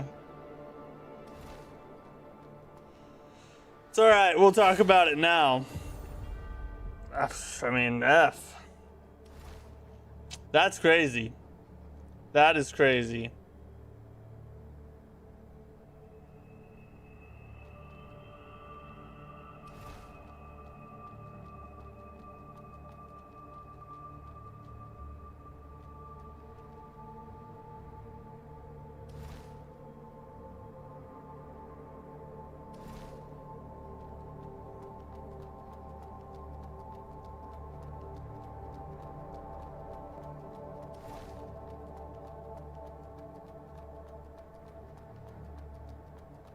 Probably all those lattes? Hey, you're not lying now. I pretty much have to drink lattes now.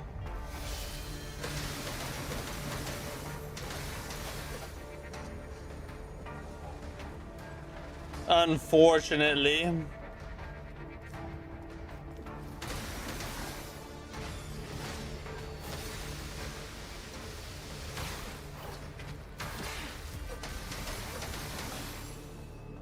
I don't want them to fall down in the holes.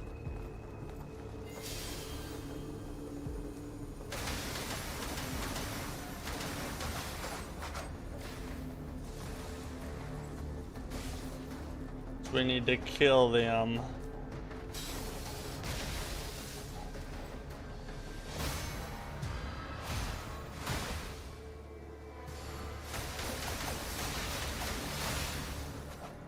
Oof. So nasty.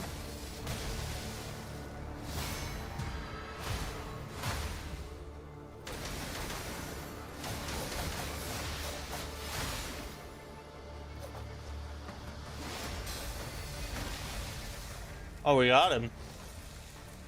I was expecting him to like be almost dead.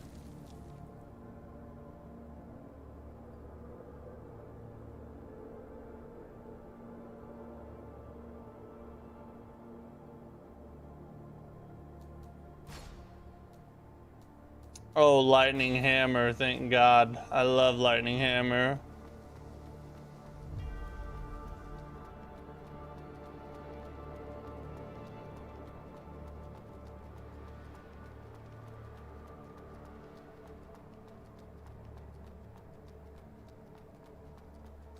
Let's take a look-see. We can buy that, we'll save up for it. Did you beat Neo 3? Yes, I did. Played through the whole thing. Such an amazing game, bro. From start to finish, it was great.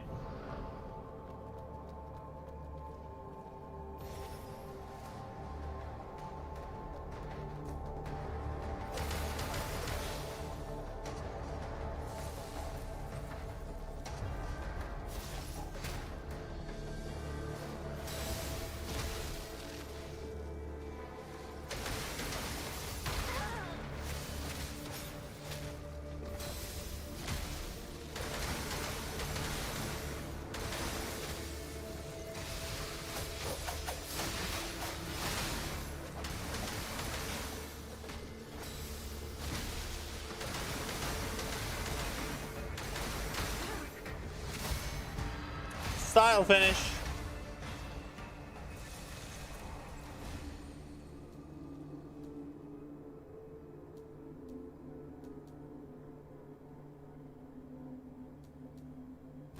Grab a little technique for our friend there. Can grab that, but I probably won't use it. I'm not thinking I will anyway. Alright, so through here, we'll grab some more healy wheelies.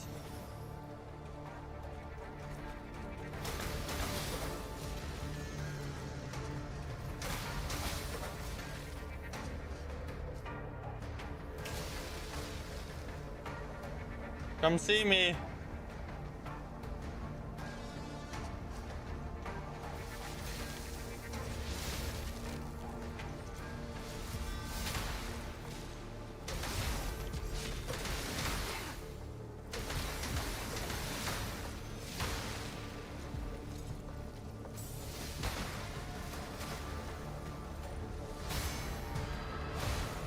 Just wait on it a little bit, wait on it a little bit.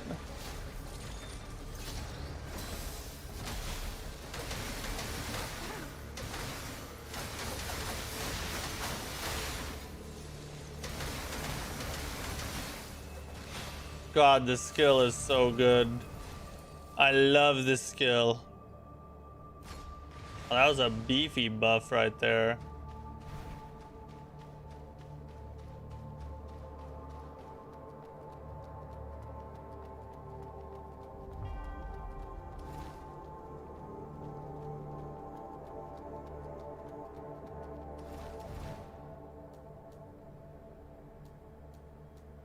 Whatever. I suppose really good for him. Little it costs too.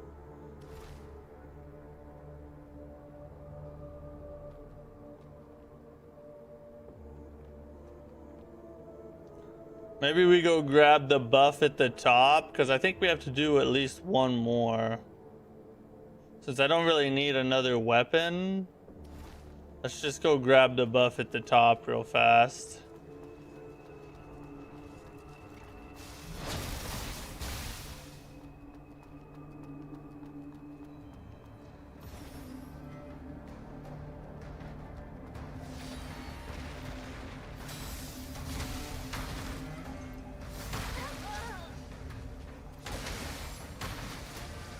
It would help if I could see.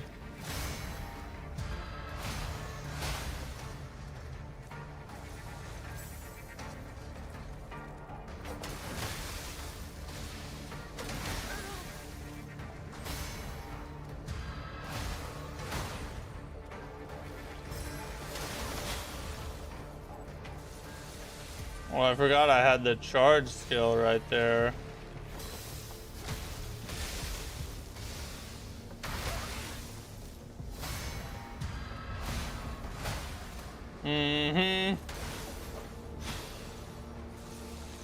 Buff at the top succeeded. We got it. We'll grab the technique.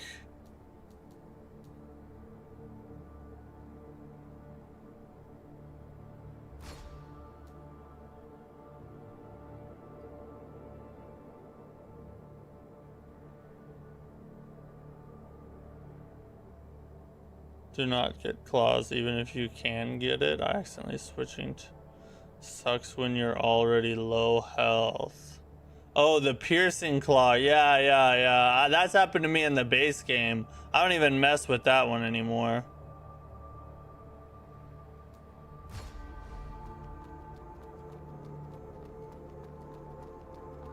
Alright, let's go fight the boss. To sleep really wanted you to see you defeat Eirene. Yeah, I understand, buddy. I gave it my best shot. I don't know that today's will be our last day of Oh, wait. I think I might have enough. I don't know that today will be our last day of AI limit, but we'll see. We'll see how today goes.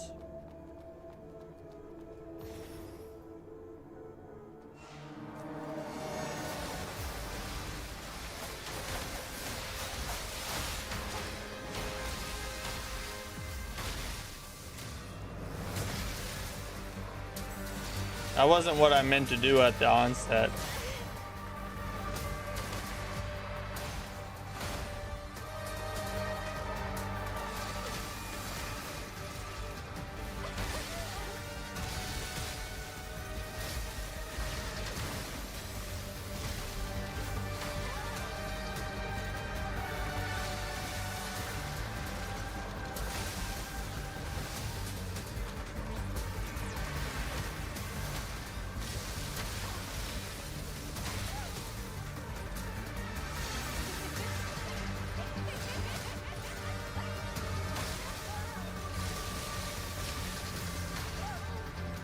Okay, we're not doing so good right now.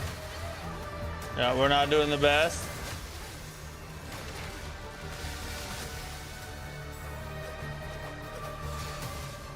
Oh God. There. I don't know why I couldn't hit those parries.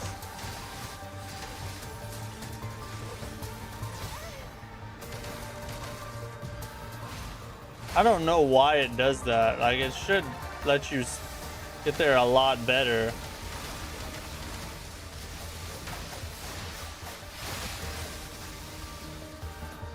I cannot believe I survived that, honestly. It's like the perfect little tiny spot you have to hit.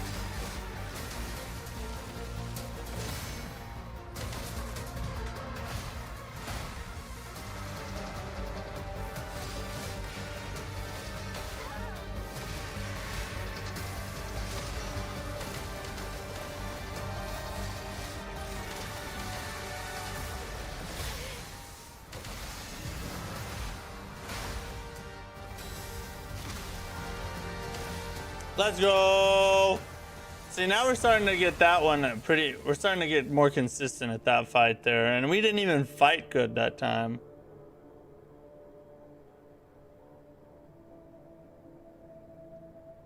When attacked, all your attacks within the next 4 seconds deal 15% more damage. And your melee attacks heal yourself for 10% of the damage dealt. That sounds more like what we need right there. Most of the new sub-bosses are after Eirene. I hope that you take a break from AI limit. You can come back and finish the DLC someday. Yeah, I plan on finishing the DLC. Whether it's on stream or off stream, I don't know, but I like this game too much to not finish it, I think.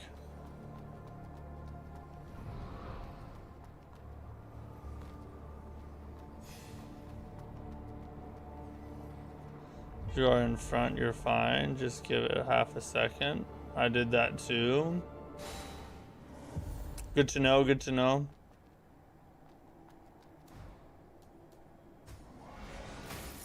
Give us the rebirth sigil. And we'll grab that too.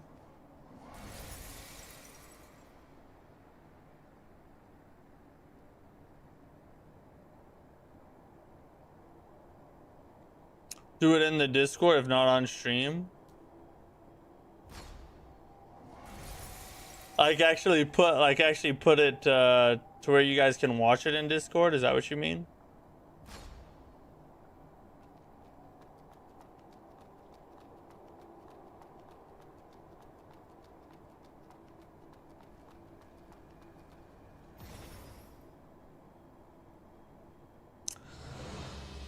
I don't even know how to do that. Can you do that? Can you like broadcast your gameplay sessions in Discord? Let's just hope I can hold on for a while.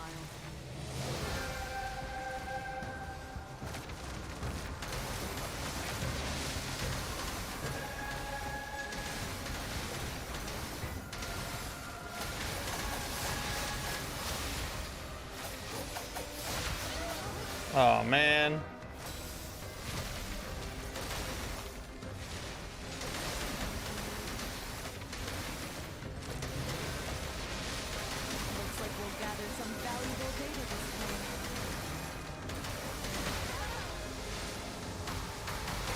Oh, I gotta get out of here. I gotta get out of here. I gotta get out of here.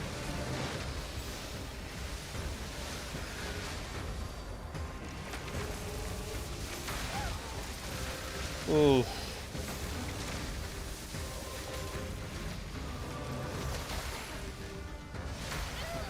Oh my god. She's doing it. Oh, she's doing so many attacks, bro. You can? I'll have to look that up. Whatever that was she just did, I'm not sure that I saw that last fight. Well, one rebirth sigil used. Let's just hope I can hold on for a while.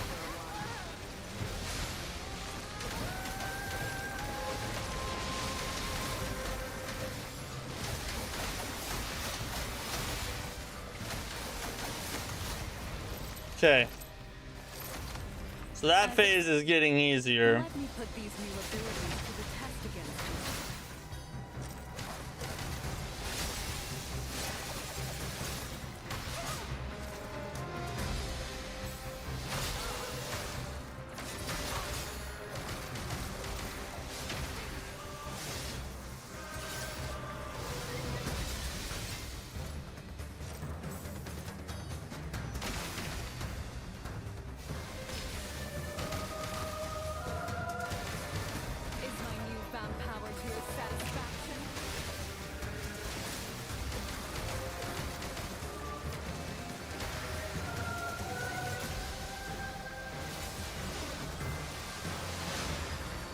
Ooh, yeah, baby.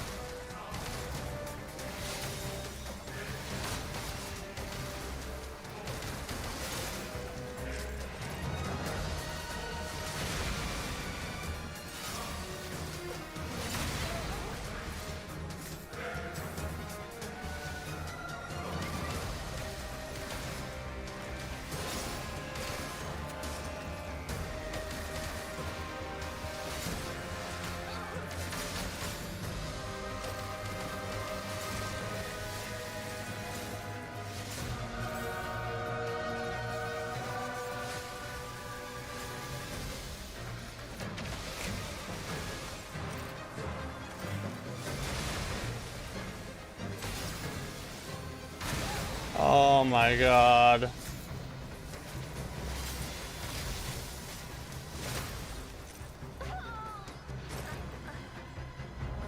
God, I can't change anything. I forgot to put the thing on. My extra heal, I forgot to put it on.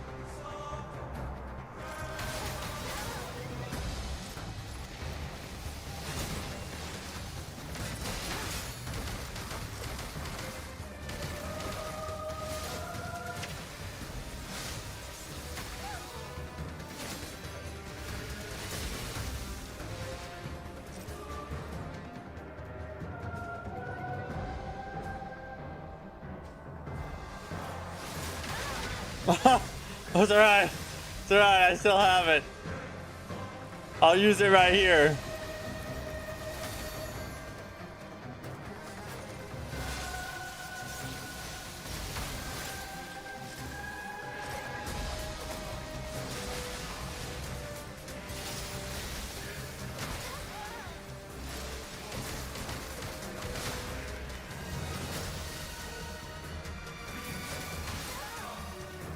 She does so much damage, bro.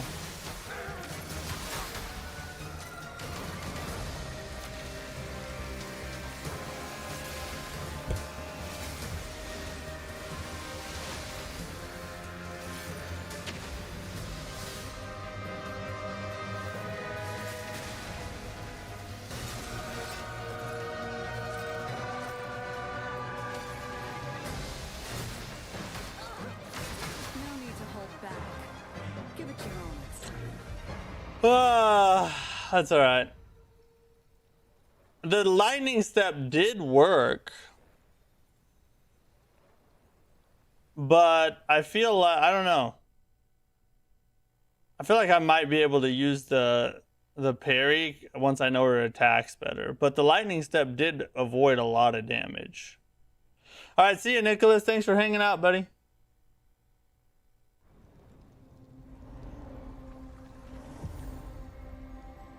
Oh, yeah, I can just, yeah, you're right. I could just pause it and use it, but you're right. We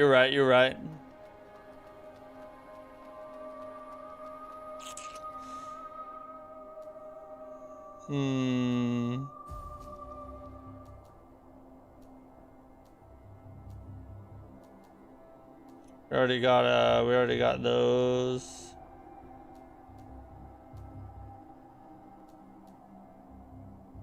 Let's grab us some more. Oh, we don't have enough life for the life. Yeah, we do.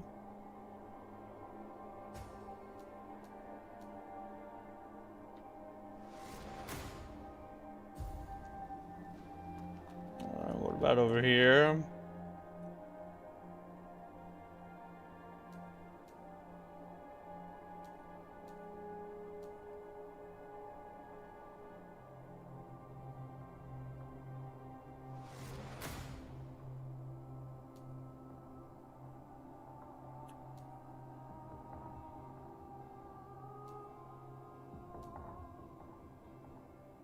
Re-imprint. One time when selecting seals, spells, and weapons during the trial run. Let's do it. I don't have enough seeds for that now, though.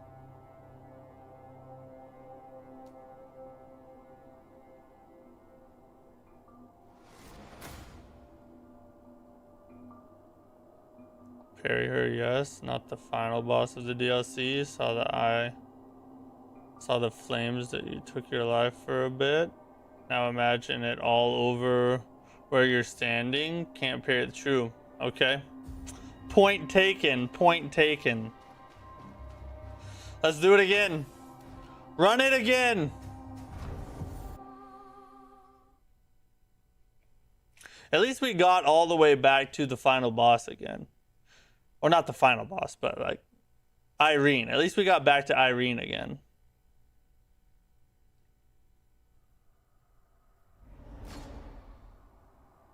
Listen to me. I'll try to parry her again this time and see if I like it better. Now, especially now, I feel like I know her attacks a little better now. Now that I've fought her twice. Alright, we're going claws again, because that was just too dang good. I like lightning. Daddy likes lightning.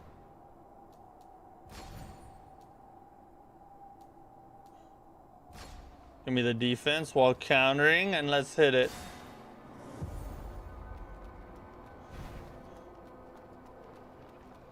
Once you get it, yeah, way easier to get it to consistently. I feel like that. I feel like I'm more confident going into every run that I'll at least that I have a pretty good chance of getting back to her, you know. Oh god. That was a waste of time.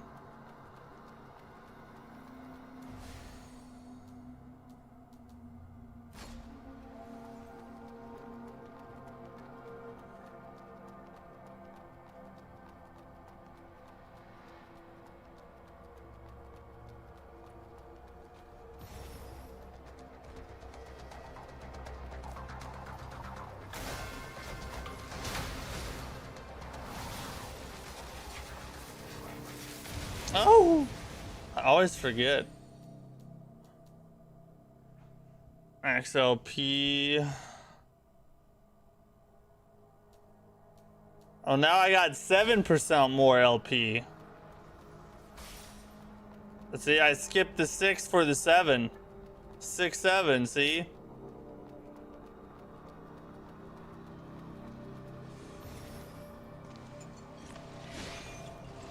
Oh yeah, Flame Chick's here. Thanks, Flame Lady. You're really cool. Always get LP? Why always LP? Explain yourself. Maximum charges of life due by. No, I don't want that. F that. Yeah, we want the sync rate, baby.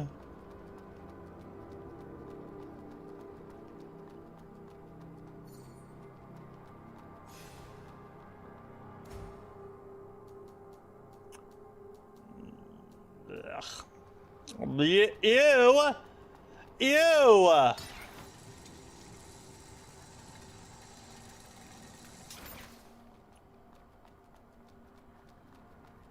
Oh, LP percentage, not just LP. Okay, alright.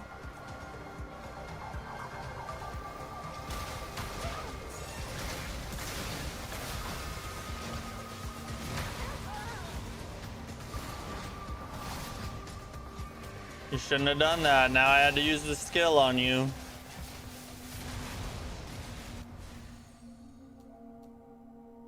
So LP percentage is even better than like strength and life and technique and all that?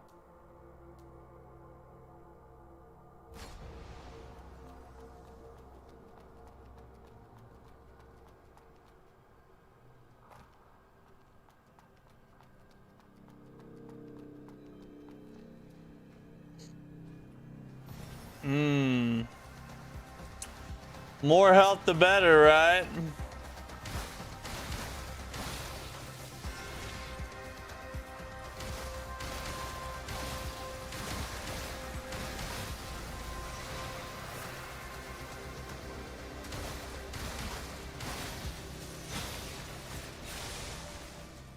Want to forget that again. Strength and technique. Oh, I died again. I better put that on the counter there.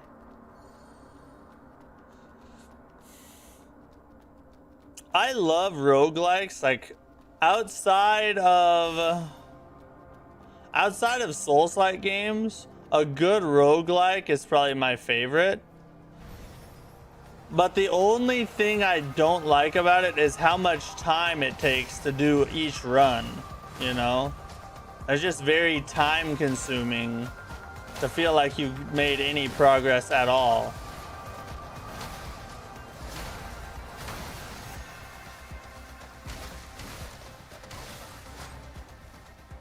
But they're still very fun.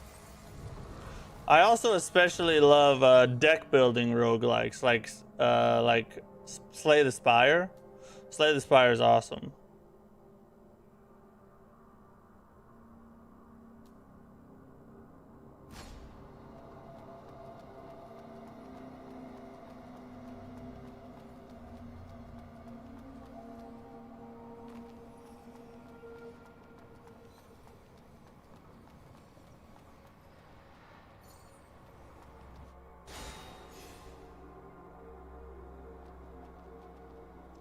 Which is why I'm telling you Thunderstep for the final boss. Right.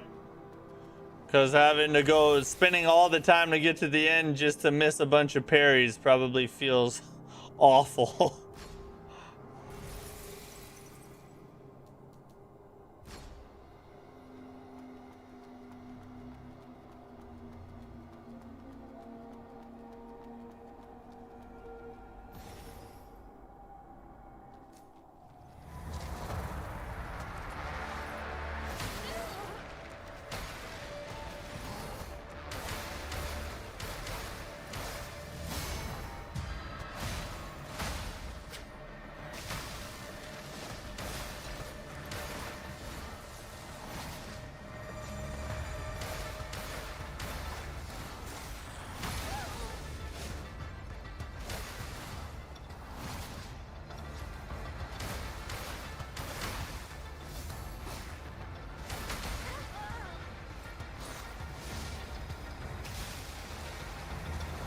What a loser.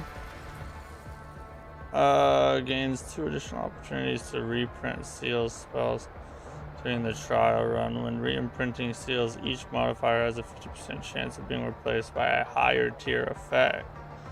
Spells consume less sync rate based on your data collection progress for your current area, up to a maximum.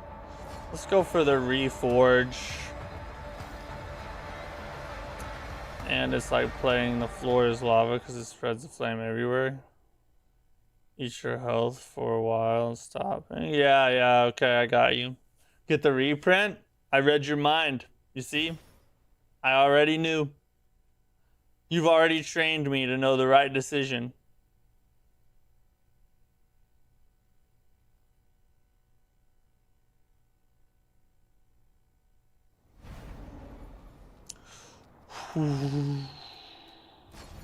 Oh, shoot. I was supposed to grab... It's alright.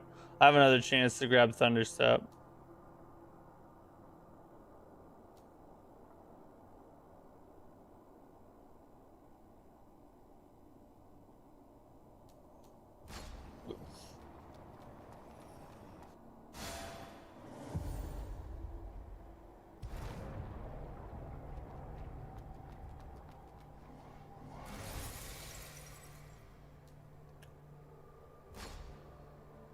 Oh, man. Alright, we'll just hit that little square right there.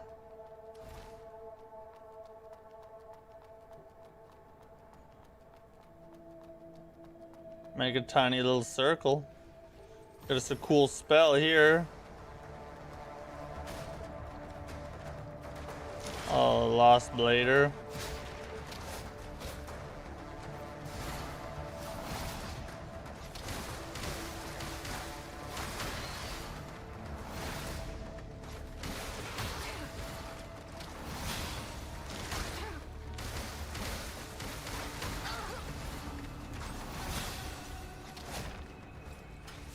Those little things was annoying, wasn't they?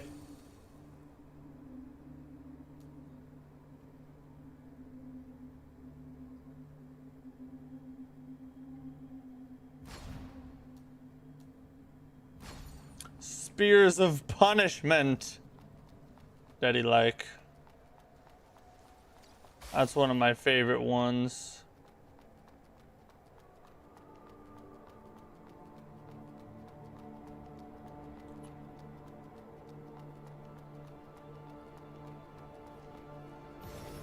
In we go.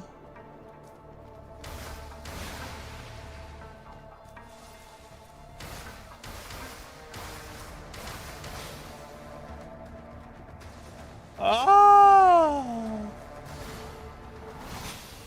Oh, Jesus. Oh my God, we just annihilated everyone.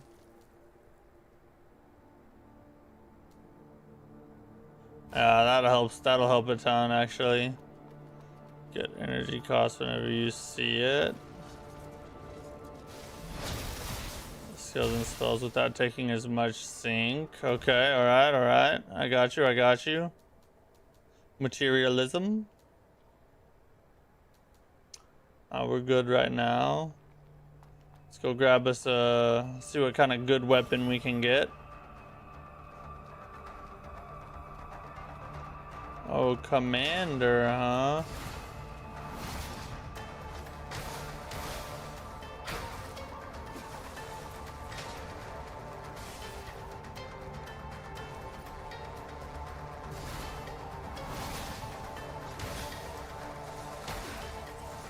Leave me alone. Bro's up there.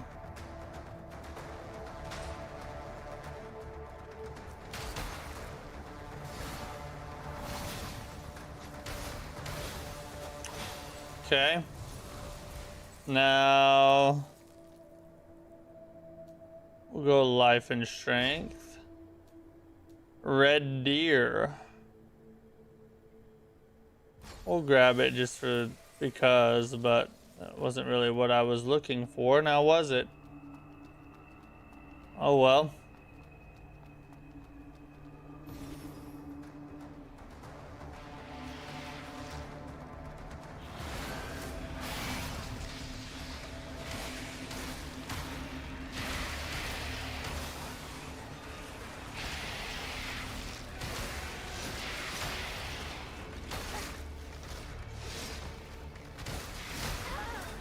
Oh, I thought I had that parry right there.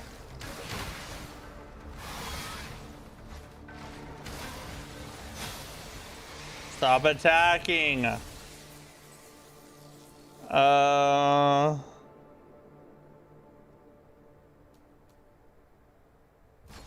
Like midway through this game, it's low-key so good. Torch Bush, you're not wrong. It's one of the most underrated Soulslikes that's come out here recently. I feel like people sleep on this one too much. It's so freaking fun.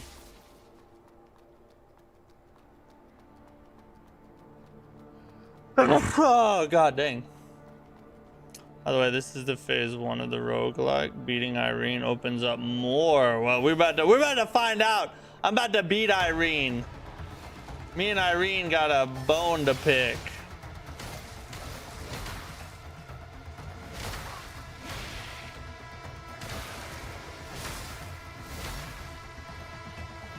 Alright, you can stop now.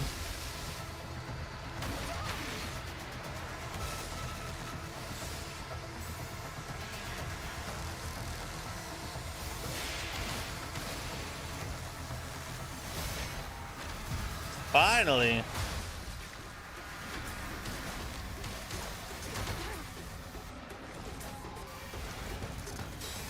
God dang it. Oh my god. We almost bit the dust right there.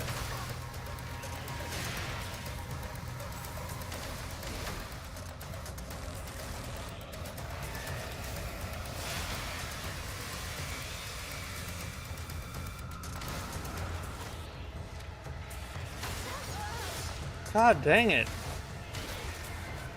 Why can I not?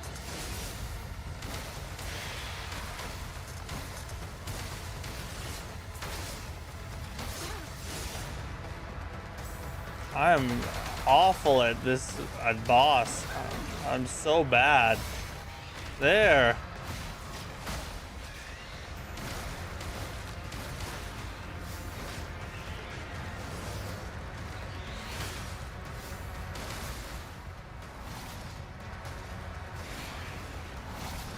Oh, it stuns the boss too.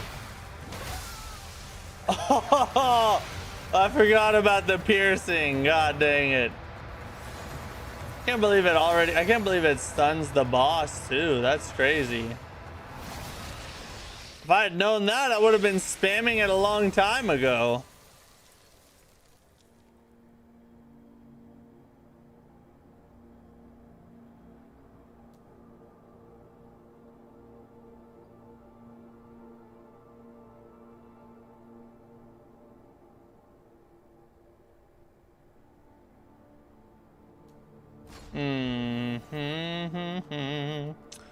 Crazy big time. It's way more polished than I thought it would be when I first got it. Yeah, that's one thing you can't harp on AI limit about is It is smooth as butter. It plays so good.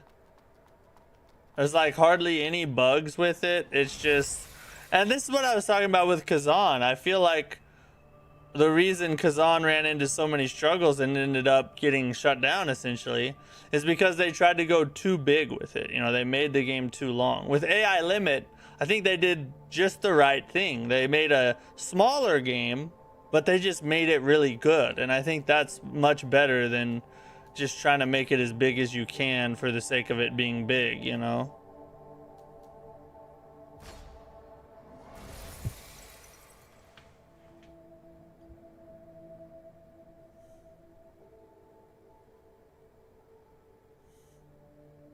So the shield, huh?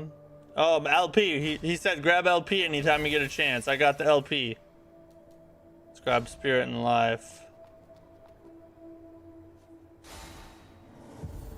I already wasted one of my rebirth sigils, so that sucks. Alright, so we'll go... Alright, let's go out and around.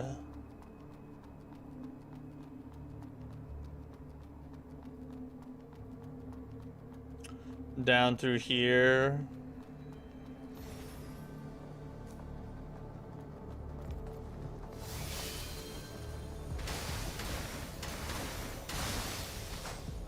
Ooh, I like that slash it does at the end now. That was nice.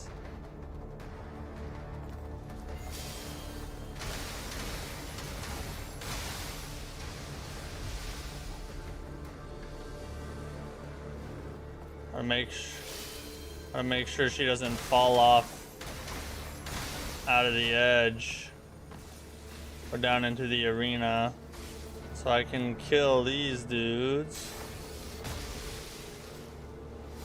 Oh my god.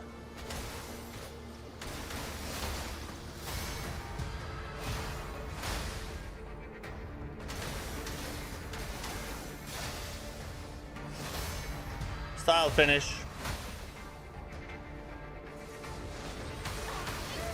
Oh. Oh, that's here, isn't it?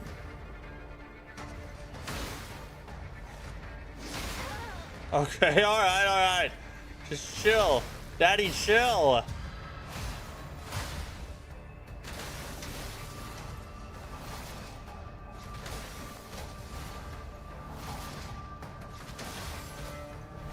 I like the forward motion in this attack set for the weapon. Any spell enables all weapons just to deal. Let's take that one. Oh yeah, let's go! Stygian touch, finally! W weapon find.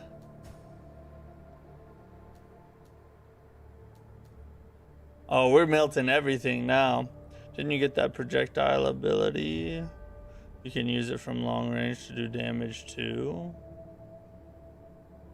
For sure, kind of shocking what happened with Kazan's team, because I thought it had done really well in sales, but with that kind of scale, I guess you need a bigger turnout. Yeah, my suspicion is that they spent too much making it. I think that's probably what happened. I don't know what the production budget was, but for them to...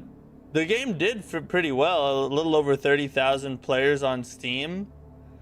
So for them to still shut it down after it performing decently tells me that they spent more than they should have. Let's go. All right. Let's go fight with them. Let's do it.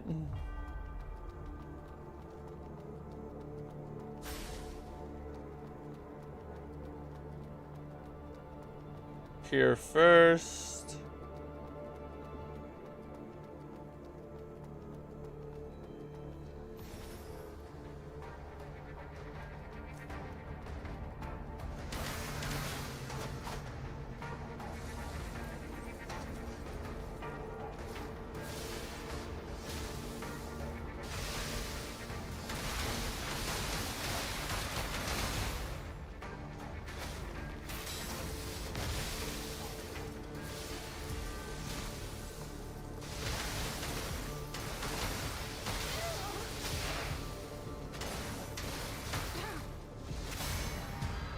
Get out of here. God dang it. Alright, the wind shot.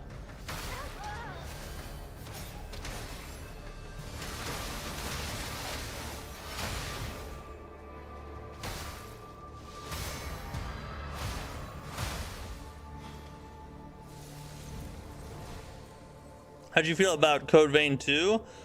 So I actually did a whole review on Code Vein 2. Here's my kind of summary of it. Code Vein 2 is a lot better than people give it credit for. I think it gets a lot of undue hate. However, they did make some critical flaws that I think made the game a lot worse than it should have been. The major one is the world. The open world in Code Vein 2 is boring and bland to explore. They didn't fill it with enough things.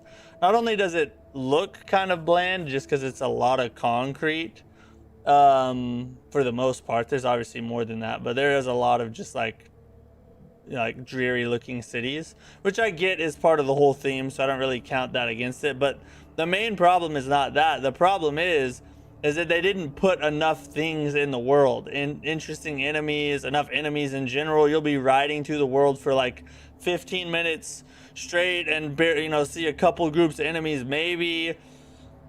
It was just not well done. The world design, that is. However, if you play Code Vein 2 like a linear game instead of an open world game, and you don't explore as much and you just kind of stick to the main quest, it's actually really good. I really enjoyed the game. The story is good. The gameplay is fun. I think the combat's a step up from the first one. And specifically, one of the things I was really amazed by that I wish more Soulslike games would do is the end game.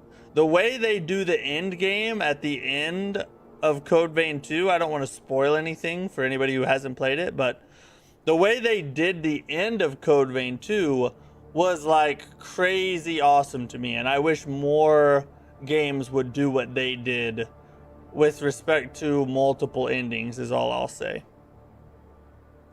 It's the second child of the series. the second child. True that, right? Hey, I'm a second child, which is why what you're saying is 100% correct. Yo, how is your day going so far? What's up, King Bob? My day is going great. Having a good time. Loving some AI Limit. I did love it, but that was an issue for me too. Yeah, like, I don't want to overglaze it because it does have some flaws, but I will say it is better than people will say it is. If you just look online, the overwhelming opinion is not accurate in my opinion. It's a good game. You just can't play it like an open world game. You have to play it like a linear game. But if you do that, it's a good game. So good, won't lie or spoil, but I loved it. I wish the game had the same passion the last chapter did. Yeah, exactly. The end game was so freaking good. Such a cool thing they did. I guess too, people jumped on the hate train. That's kind of, yeah. I mean, I don't want to put it all on, just people hating on it, because like I said, they made some bad decisions. So I think they brought some of it on themselves. But it's not all deserved though.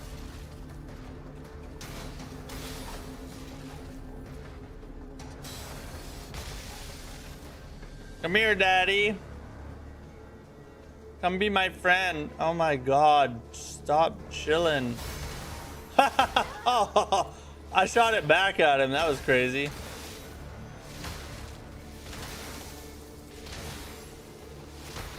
I can't see. Know what he was doing. There we go.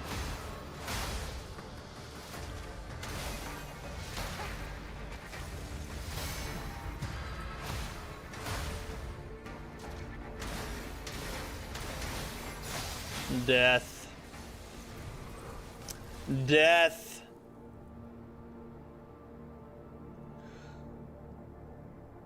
They didn't care for the first one either. It was different. That's true. Code Vein 1 got some hate too. I had problems with Code Vein 1 though. like finishing. I didn't finish it. Wonder if Beast of Reincarnation will be good. That comes out soon, I think. Yeah, I think it's August. I think August is Beast of Reincarnation. It looks good. I'm definitely gonna play it. But I don't know. We'll have to wait and see. That one's on my list though. Mortal Shell 2, Lords of the Fallen 2, Phantom Blade 0, Beast of Reincarnation,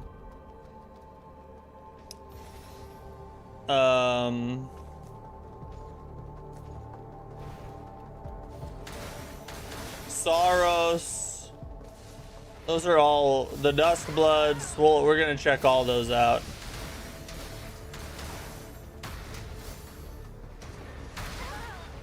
All right, so he's just gonna.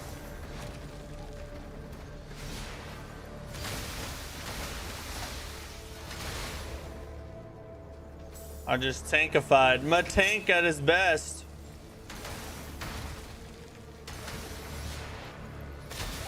Oh, I thought I had that. Well, that didn't quite work out like I'd planned.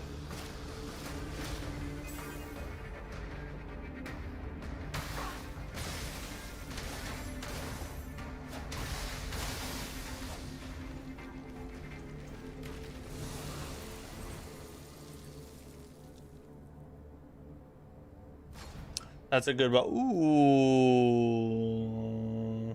I'm still gonna stick with my Stygian touch, but that's a good one right there. Hey Matt, do you remember the E10 joke I hit you with so long ago? E10. I don't think I do. Remind me, what was it all about?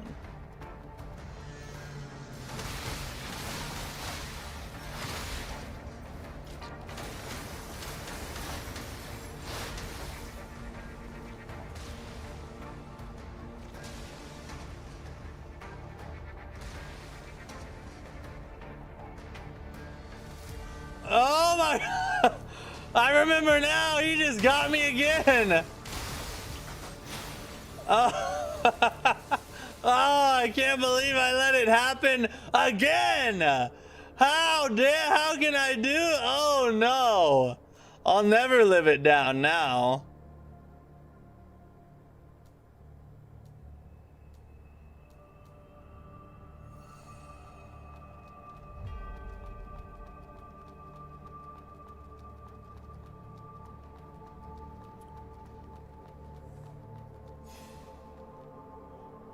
E10 the rerun. Oh my God, that was good. He got me fair and square twice.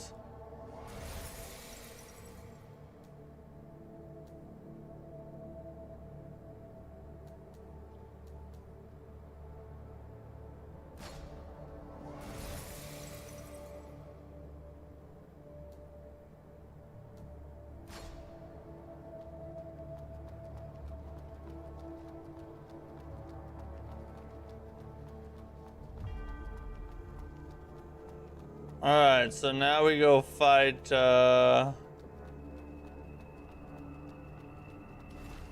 Punchy McPunchy Punch.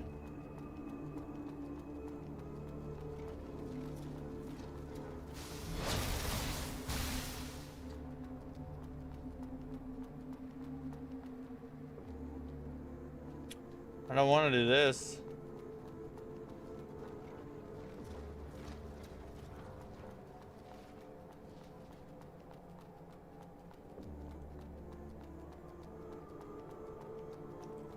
Need to just go back where I came from, I guess.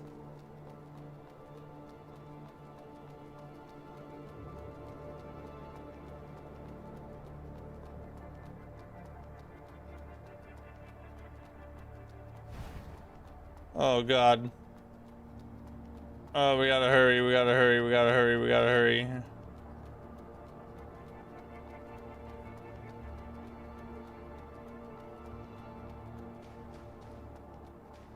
You've been here long enough to know I'd fall for it a second time. Yeah, you're not wrong. You understand the potency of my memory.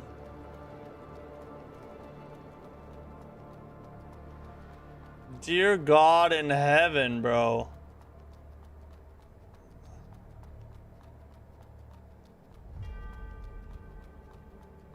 How do I get up? I have to go all the way through this arena? It would have been faster to like fight that boss over there. This is not good. We are running out of time. We're about to start taking damage in bunches.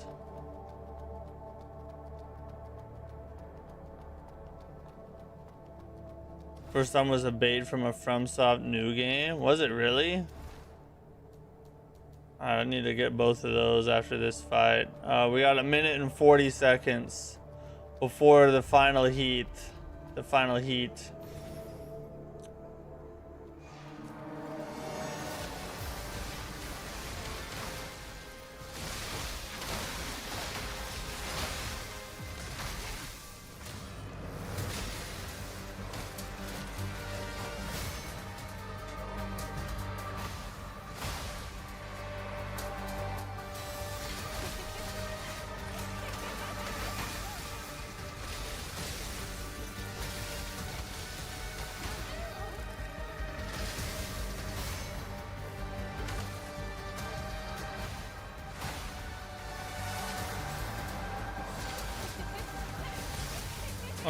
It's a grab.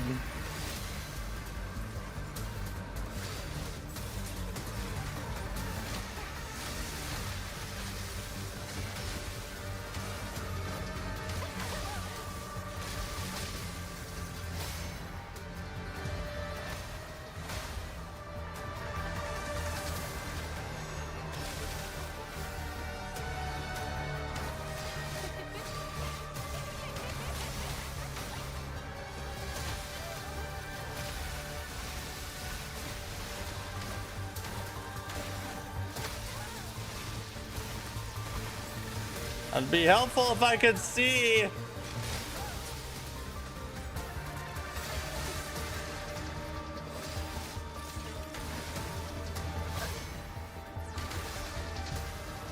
Oh, the pierce and that.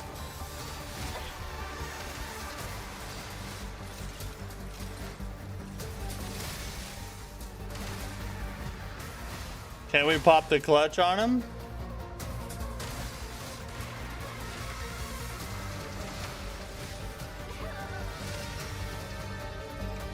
Oh, the damage over time. I didn't realize the fire was already started.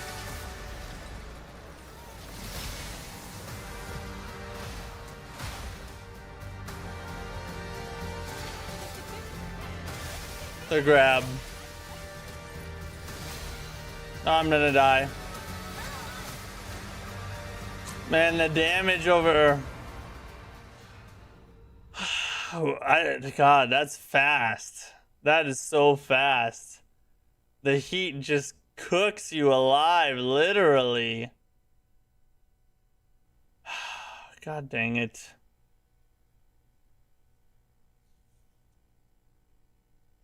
Once you get to the final heat there's not a lot you can do.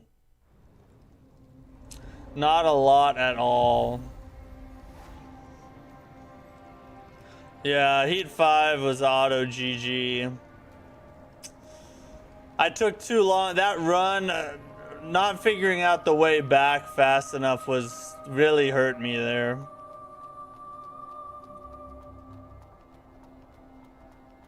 Killed too much time.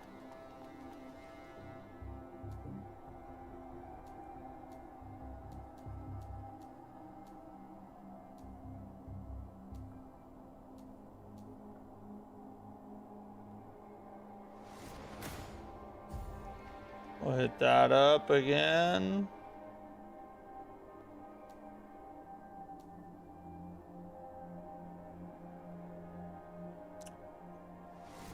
Even more strength. Let's go.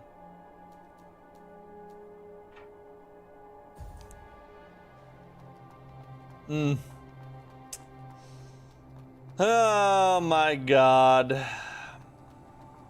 Well, we gotta hit the news break. We got a lot of news to cover. And we'll probably have to call it quits for tonight. I think we'll run it back tomorrow though. Make it to a circle and plan a pathway to your next destination. That's how I make it to the boss at the heat. Yeah, you're right. We'll probably run it back tomorrow because I really want to beat it. You know, I really want to at least get past Eirene, I would say. But so we'll probably do some more AI limit tomorrow. It's pretty delicious. Daddy like you a lot. Okay, so we got to talk about some news though before we go for tonight. A lot of crazy things to talk about. Quite a few topics to go over today. So yeah, let's hit the news real fast. Irene's weapon is amazing. Oh god, I can't wait. I want a new weapon.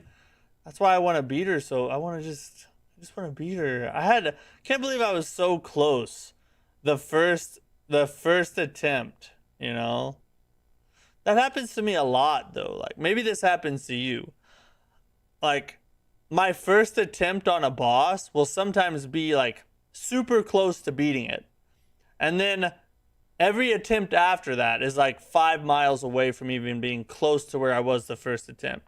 I don't know if it's like beginner's luck or something. It's like a phenomenon in Soulslike games to me. Like your first attempt, you do crazy good.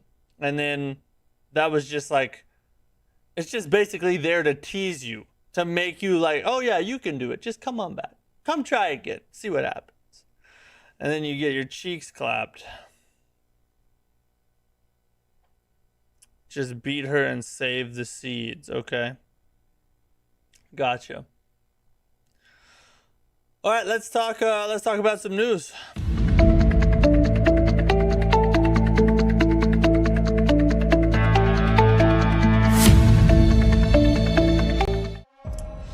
So, apparently, this is a crazy thing. We just found about this earlier. If you're just tuning in, we'll talk about it now. But someone in the chat actually brought this up. You have less pressure in the first attempt for some reason. Maybe that's it. Maybe the lack of pressure does it. You know what I'm saying? Apparently, announced at CinemaCon 2026 was a Bloodborne adaptation, or I guess the accurate term for it is, announced at CinemaCon 2026, an animated Bloodborne adaptation was announced. And it's being produced by Jacksepticeye. Very interesting. Very interesting. I was not expecting, after we heard the whole news about Bloodborne and the remakes getting shut down and the whole Blue Point fiasco, that we would then get news just a couple months later that they're making an animated adaptation. That they're making an animated adaptation of Bloodborne. That's just a weird step. Like, what is Sony doing, you know? I guess because From Software said no to a game, they're like, fine, we're just gonna turn it into an anime. Or an animated movie. I don't even know what it would be called technically. I mean, I'm excited. I'm kind of looking forward to it. I want to know more about it because Bloodborne anything gets me excited. But at the same time, I'm like, really? Like, this is the play? You could just give us a 60 FPS patch. You know, you could just give us a 60 FPS patch or a PC port. We would take that. You can keep the animated movie. Just give us 60 FPS. We'll be good. We'll leave you alone. But who am I, right? Instead, Jacksepticeye is gonna make us an animated Bloodborne movie, whatever. I guess it is what it is, you know. He didn't thank us for our presence like he usually does at the beginning of news breaks. 0 out of 10 news break was... Yeah, you know what? I kind of stopped doing that because I was like, you know what? I don't think they really care what sub count I'm at. So I was like, why don't we just get straight to the news, like what they actually care about hearing, you know? And then I'll thank you at the end of the stream. It's coming. Don't worry, I'm gonna thank you. I'm gonna thank you so hard. Oh, you're gonna love this thank. We're printing the money one way or another, Sony. Dude, that might be the most accurate statement of 2026. So there you go. Rated R Bloodborne movie announced. Interesting. Interesting. Okay, some Elden Ring movie news here. The Elden Ring movie is reportedly now filming, directed by Alex Garland, of course. And we've kind of already know this because we've seen, you know, footage of different set pieces. There's some more screenshots we're going to go over here in a minute. In fact, let me just pull those up now because this kind of goes along with it. Spoilers, look away. Where's it at? Did I pass it? Oh, right here. So you can see we got some more screenshots of potential. What we can guess is some Elden Ring sets, right? Those look like Elden Ring enemies to me.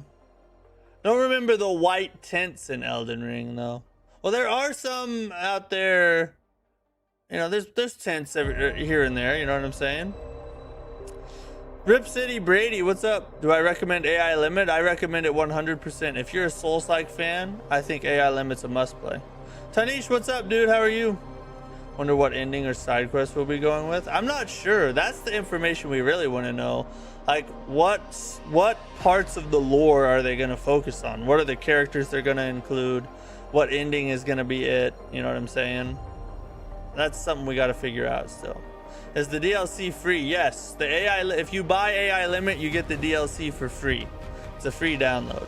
If you're a huge Souls fan, then you should definitely play AI Limit. It's amazing. Very underrated.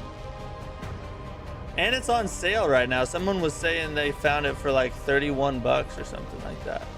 Freaking good deal. So yeah, Elden Ring movie is in full swing. They've started filming. We've seen different shots of the sets and whatnot. The big questions are, what ending are they going with? What characters are they going to include? What pieces of the lore are they going to focus on? That we still have to wait and see. But it looks like things are underway. So hopefully we won't have to wait long. How's the DLC? The DLC is amazing, bro. I love it. It's a roguelike. It's got linear portions. There are parts of it that aren't roguelike, but for the most of it, at least so far, has been a roguelike. So it's a roguelike spin on AI Limit, and I'm loving it. I think it's really fun. Yeah, the deluxe is 30. Yeah, that's a crazy good deal. If you have the money, it's definitely worth it.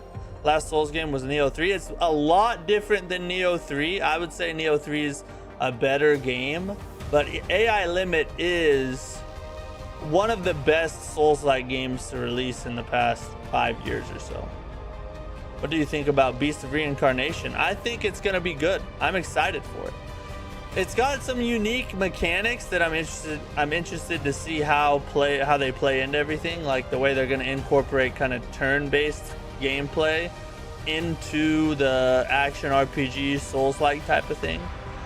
If that works out, it could work. It could turn out being like, you know, the sync rate in AI Limit or the parry in Sekiro. It could be like a really good innovation for the genre, but we'll have to wait and see. DLC is good, so roguelikes. If you like roguelikes, but you have to be in post-game to access it. True, yeah, you do have to get to the end of the game. Wonder if they'll do Vike's story. That's a lot of people are speculating that they think it's probably going to be Vike's story, but we have no official information on it yet. So, like, we just have to wait and see for the time being. All right, let's see what we got here. All right, so this is important because of what we've talked about with the Duskbloods over the past couple weeks. So Nintendo is reportedly circulating false information internally as a way to figure out who is leaking what, or to identify leakers, basically.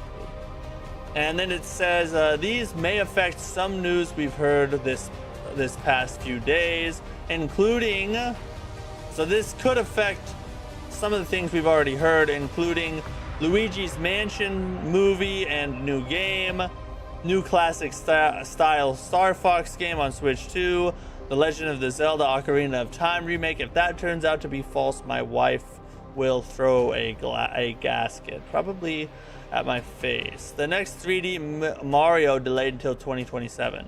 All those things could be affected. But here's the thing that could also still be affected is the Duskbloods. Because on Nate the Hate's podcast, where he brought up all of those things, he also said that he believes that the Duskbloods will be a late or fall 2026 title rather than like summertime, right? So that kind of has me wondering, could it be that that is also false information and the Duskbloods may come earlier than we thought it would, because it was provided in the same outlet that all this other information was provided by. So I would guess that maybe he got it from the same sources. Maybe that's also false information. I don't know. It could very well end up still being a late 2026 title, but it does kind of call it into question now. So, you know, up to this point, I was like, 70% sure that we're probably going to see it in the fall time or winter time. Now I'm like 60%, 50%. It's 50-50 right now, basically. Let's say again how innovative and nice the sync rate mechanic is. I've been praising the sync rate mechanic every chance I get. I think it's one of the most brilliant ways to shake up the whole stamina bar thing, because they removed the stamina bar all completely, but still found a way to give an element of resource management. Brilliance, bro. Brilliance. Why don't you get tattoos? I don't know. What do you think I should get tattoos? I don't have tattoos because if I ever want to become a special operations operator, like a secret agent or something, you can't have tattoos, you can't be identified. And I want to keep that option open for me, you know what I'm saying? Like, you never know. You never know when I'm just going to like turn into 007 or something. That's better, brother. Instead of the other overused one, I put some respect on Luigi's name. I sometimes wonder if Duskbloods even exists. Me too. What do you think about Beast of Reincarnation? I already answered that, Tanish. Yeah, I answered that a minute ago. So Marek Tominski, he's given us a little bit of insight into the problems with Lords of the Fallen 2023 and what led to a pretty poor launch for that game. He says if we had fixed most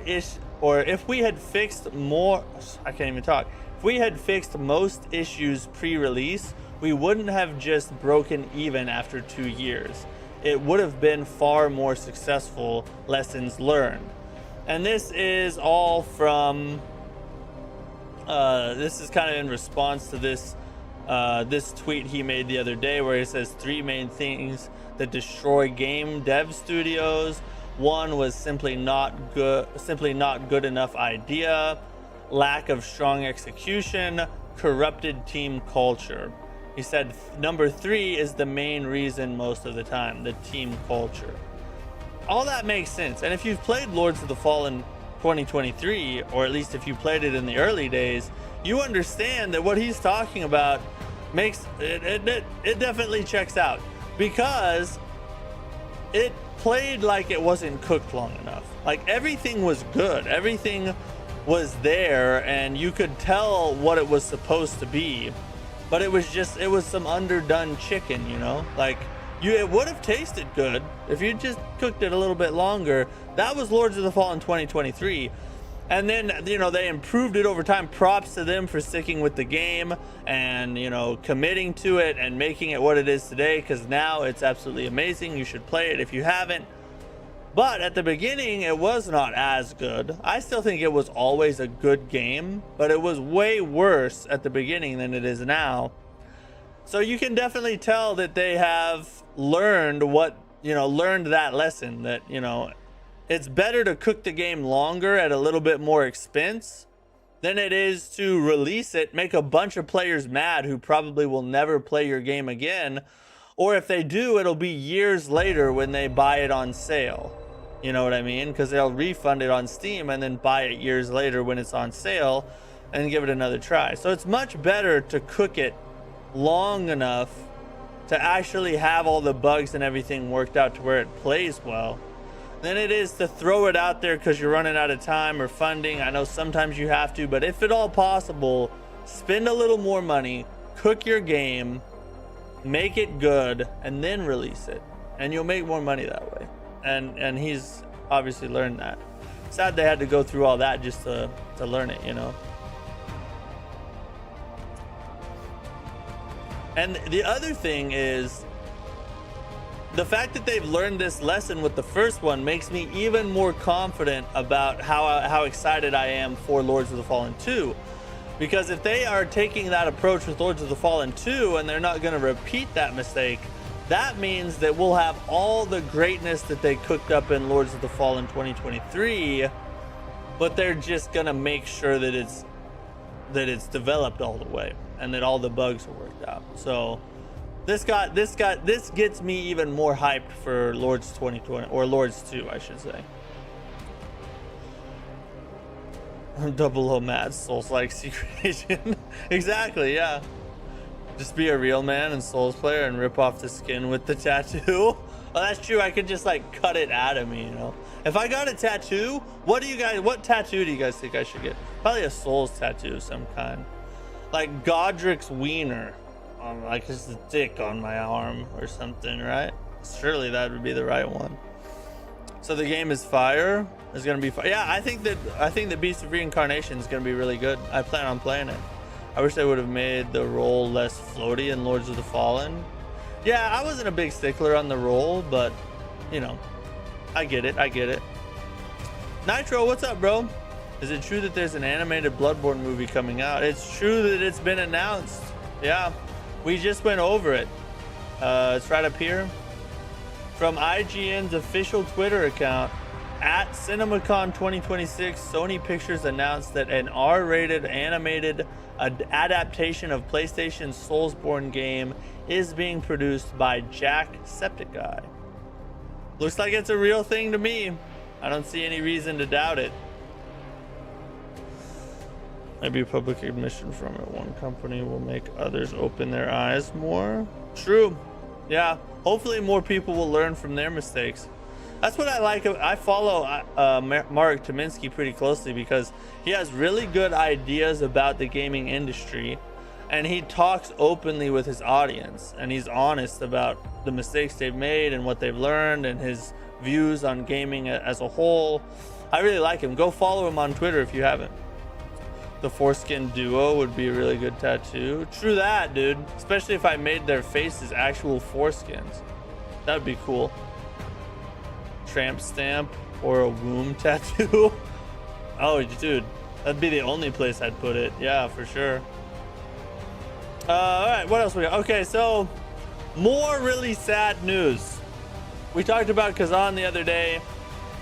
This is really sad news.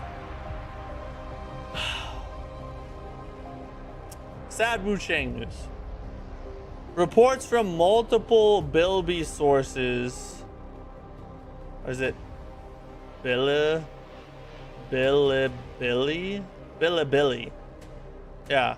Reports from multiple Bilibili sources and industry insiders claim that Wu Chang Fallen Feathers has undergone a major internal shakeup.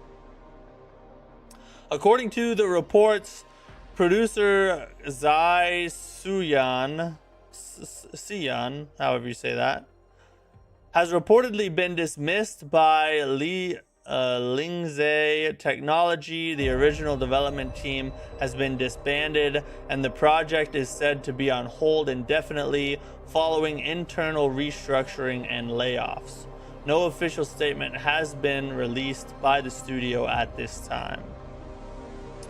So it looks like the development team behind Wu-Chang Fallen Feathers has been disbanded, and the project is delayed. Now, the good news to this, the silver lining, is that it does say delayed, which means there could very well be a restructuring, and then maybe we do see another Wu-Chang game or a Wu-Chang DLC just later in the future.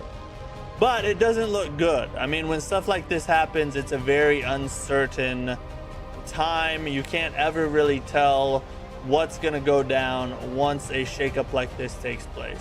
So, which really sucks, because Wu-Chang Fallen Feathers was an outstanding Souls-like. I feel like it was really good. I felt the same way about Kazan. And, you know, it's hard to say what took place. Did they spend too much on it? Did they, you know, did it not meet expectations? I mean, obviously not, but my suspicion is that they spent too much and then didn't make enough back. That's usually what takes place. But we don't know. We don't really know what happened. All we know is it's super sad. And, you know, fingers crossed we do get more Wu-Chang someday, because it was a really good game. And the people that made it are a really talented team, and I wish them all the best. Hopefully they make us some more great games in the future. Is it another Kazan scenario? It seems like it. I mean, it's very similar. Very similar. Game didn't meet expectations. Team disbanded. Now with this, though, I actually think there's more hope for Wu-Chang than there is for Kazan. Because with Kazan, they disbanded the whole team and just put them on other projects. Like, they're just abandoning Kazan altogether is what it seems like to me. With this, they dismissed the producer and disbanded the development team, and it's on hold indefinitely. Which means maybe they come back to it. You know, I like to think that maybe they come back to it, but I don't know. I don't know. We'll see. Wu-Chang is like your second favorite Souls-like behind Lies of P. It was really good. It was really good. Who knows if it had to do with the controversy they dealt with at the first for the historical families being in the game.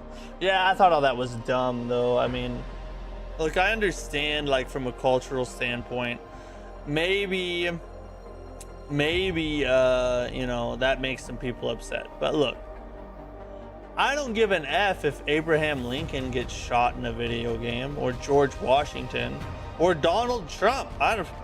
Who gives an F? It's a video game. It's not real. You know, I understand that different people have different opinions on this stuff, and, you know, if you're raised in a certain culture with an ideal set, you know, maybe, you know, this means a different thing to you. But to me, it's ridiculous. It's a video game, bro. Who gives an F? It's just a goddamn, it's pixels on a screen. They're not actually killing a historical figure. I don't know. That's just dumb to me. All these companies are chasing the Elden Ring unicorn success, which is not feasible, like your construction. Exactly, yeah. Exactly. I learned the hard way through running my own business that overexpansion will kill you faster than running out of business or lack of sales or anything like that. When you're making a game, overexpansion looks like trying to make too big of a game. Because like I said the other day, Souls-likes are still niche. You're not going to get that, like Wesley said, you're not going to get that crazy Elden Ring success. You might, but it's a 1 in a million chance. Elden Ring is an outlier. It's a once in a generation type of video game.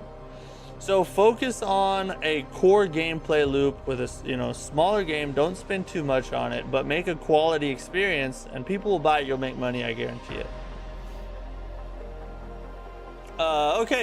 We talked about this months ago, but it looks like for the first time a de novo game from 2026 has been cracked by pirates.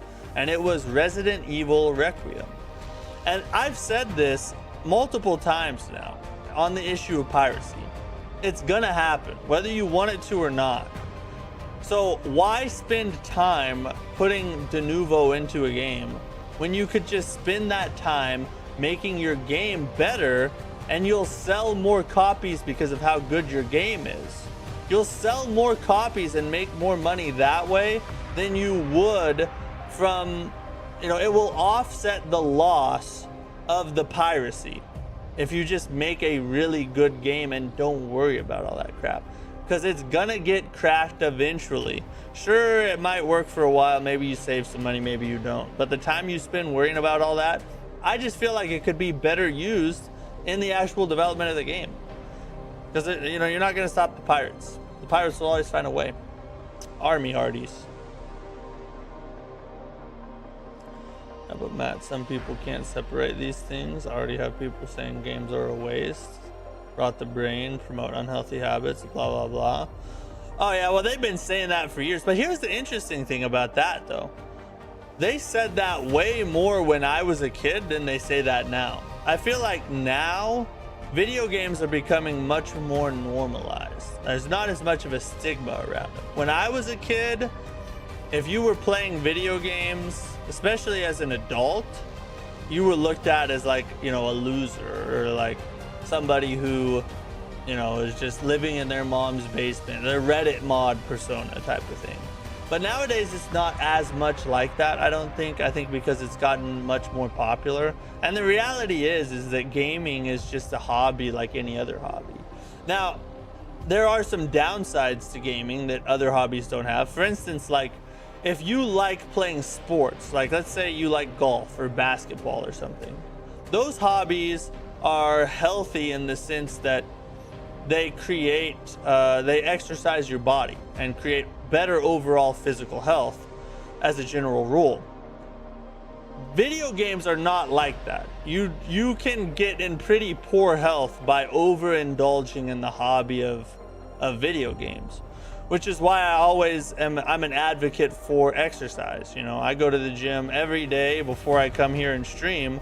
I try and keep my body in a healthy, good shape, so that I can indulge in, you know, so that when I sit down and play a video game, I don't have to feel guilty about it or whatever, you know what I mean?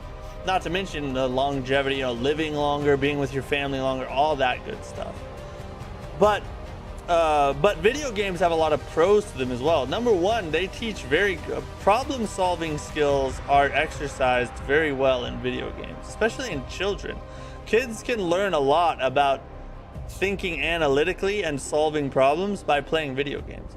And nowadays, video games are being used for all kinds of applications, even in the US military, like flight simulators and stuff.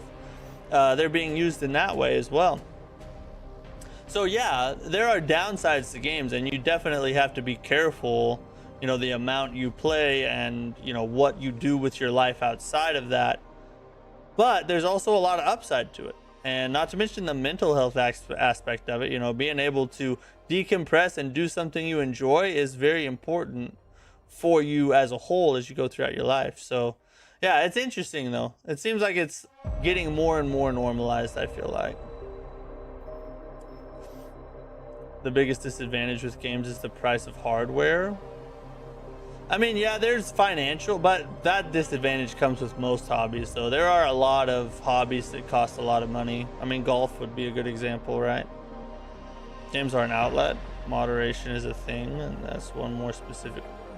And there's more to on the specific person. That's true. Moderation is a thing regardless. Like, even if your hobby is, you know, like weightlifting, something that would, you still have to do it in moderation. You have to rest. You can't beat your body into the ground and not let it recover. You have to moderate no matter what hobby you're taking on. That is true. So the gaming is really no different than any other hobby. It's just another hobby is all it is. Let your kids solve those Crimson Desert puzzles. Yeah, I'd probably let them do some of them. Oh, hand-eye coordination. Yeah, that's another big one. Yeah, you can get friggin' those dudes who play Call of Duty. They have some crazy reaction time. Those pro Call of Duty players. F those dudes, bro. I get more sales when I play Souls. Well, yeah, that's exactly right. There you go. Okay, we talked about this game a couple, like, month or two ago.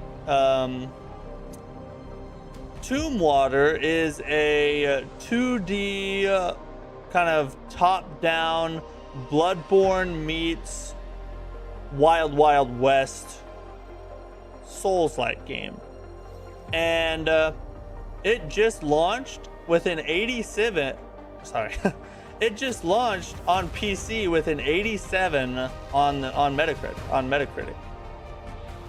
So yeah, this is one, I don't know, I'm kind of kicking around doing like an indie day at some point and like trying a bunch of indie games like Tomb Water, Crystalla, I don't know, maybe another good indie one. I can't think of another one right now. Like just some indie Souls-like games and just trying them out on stream, like back to back to back. Play like an hour of each one or whatever. And Tomb Water would be one I'd want to check out, because I did play the demo and it was pretty fun. Tomb Water, it has a free demo on Steam, by the way. I played through it and it was a lot of fun.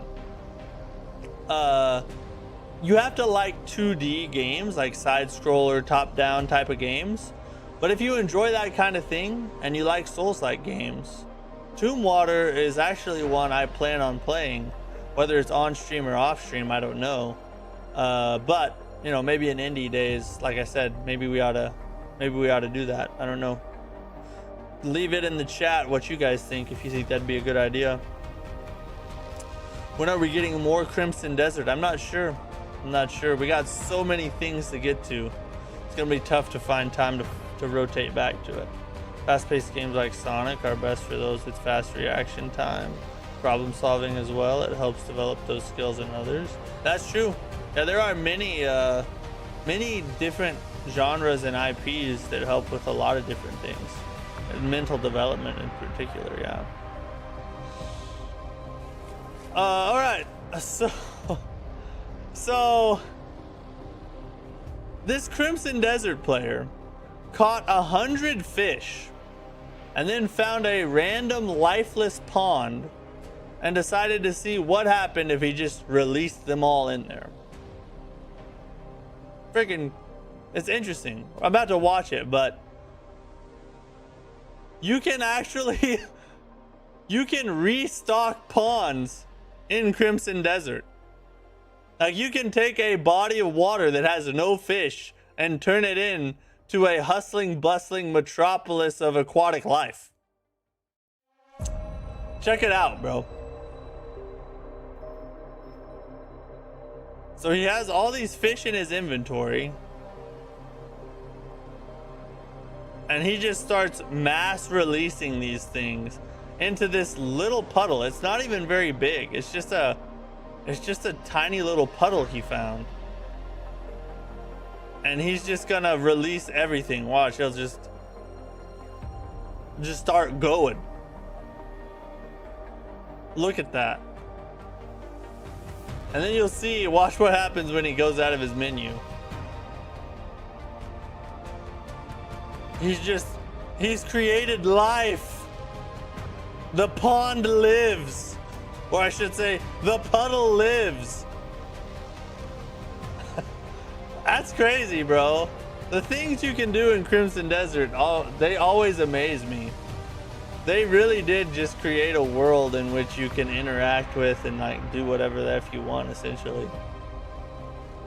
Freaking crazy. I just saw that and thought I'd show it to you guys because it's kind of cool. Lots of things get to, like a certain time challenge someone mentioned before. Hey, I did mention it. See, I haven't forgotten. I'm the one bringing it up. That's one we need to do as well. That's another reason why we might not get to Crimson Desert for quite a while. Games also train your muscle memory skills. That's true as well. Yep. Games train a lot of things. All right, so some big Crimson Desert news here. Crimson Desert preview shows new in-development features, difficulty settings, boss rematches, expanded storage for food and crafting, skill updates for Damien and Onka, plus mount armor. Now the biggest thing out of this little update, or the biggest thing out of this preview that shows future mechanics and things in development, future features for Crimson Desert, is by far the boss rematch. It looks like we might be getting boss rematches in Crimson Desert. That is legit. I think every game should have boss rematches regardless of genre.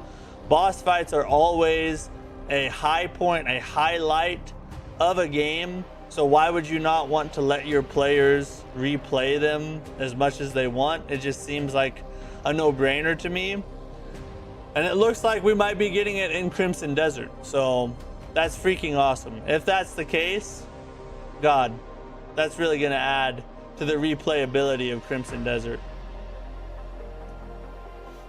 All right, I think that's all we got for tonight, boys.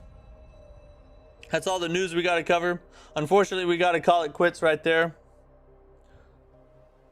Would enjoy fighting Reed Devil again. Yeah, that one. And I'd like to fight Hornsplitter again. He was kind of fun. A lot of bosses. I just think it's a good feature to have. If there's, you know, if you don't want to fight any of the bosses over again, don't do it. But having the option, I think, is always a plus. But yeah, anyway. Appreciate you guys hanging out with me. Thanks for chilling. I really appreciate each and every one of you. I want to say a special thank you. I need to do this more. I want to say a special thank you to our members. Thank you for being a member of the channel, supporting what I do. It means a lot to me. It really does. So shout out to the members out there. All 2 of you. You guys are the best. You guys are awesome. And each and every one of you as well. Thank you for watching. Your time, just spending time with me watching, is more than enough. And it's not lost on me that you could do other things. There are better things to do with your time. So you spent it with me, and I appreciate that. I sort of thought it was a good challenge. Anyway, what's your favorite challenge run type? Like limiting to a certain equipment? I think it's a good challenge too. I enjoy running it. I want to go back and do it some more. What's my favorite challenge type? My favorite challenge type are off the wall challenges. Like, I like running challenges that not a lot of people run. Like the time challenge is a good example. The one that you came up with, I really like that one. But like the massacre run, random challenges every 60 seconds through Sekiro, you know, random challenges, you know, every death through Elden Ring. Stuff like that, unique stuff. I don't really like running like the vanilla, you know, soul level 1 or no hit or, you know, no damage or something. I don't really like running the same challenges that everybody else runs. I just like doing like off the wall weird stuff. That's what I enjoy. Soulslike challenge tier list. I feel like I would have to run more challenges before I could have an opinion on them, you know? Because there's so many of the, like I said, the regular ones that I've never done. But I could make a tier list of the challenges that I've ran, but I would need to run more challenges to have enough to make a tier list. Because to this point, I've only done a couple random challenge runs, the massacre run, and then we got to end the Black Tendency run in Demon Souls, and then Elden Ring. Those, the time attack challenge, those are 2 that are still ongoing. I have to finish. So, but that's not a bad idea for like a couple years from now when I have some more challenges under my belt. Just like throw up a tier list of all those. You know what I mean? Makes a lot of sense. Speed run any percent. I've never tried a speed run before. Never try. I don't know if I'd like it or not. Never tried a speed run. Could be fun. The time attack challenge is kind of like that, but not exactly the same, you know. So we'll see though. We'll see. Like I said, it looks like we're gonna be hitting a dead spot in new game releases. That is. So You know, maybe going back to Elden Ring will be something we do in the near future. Future idea. I help with ideas a lot, but that's true.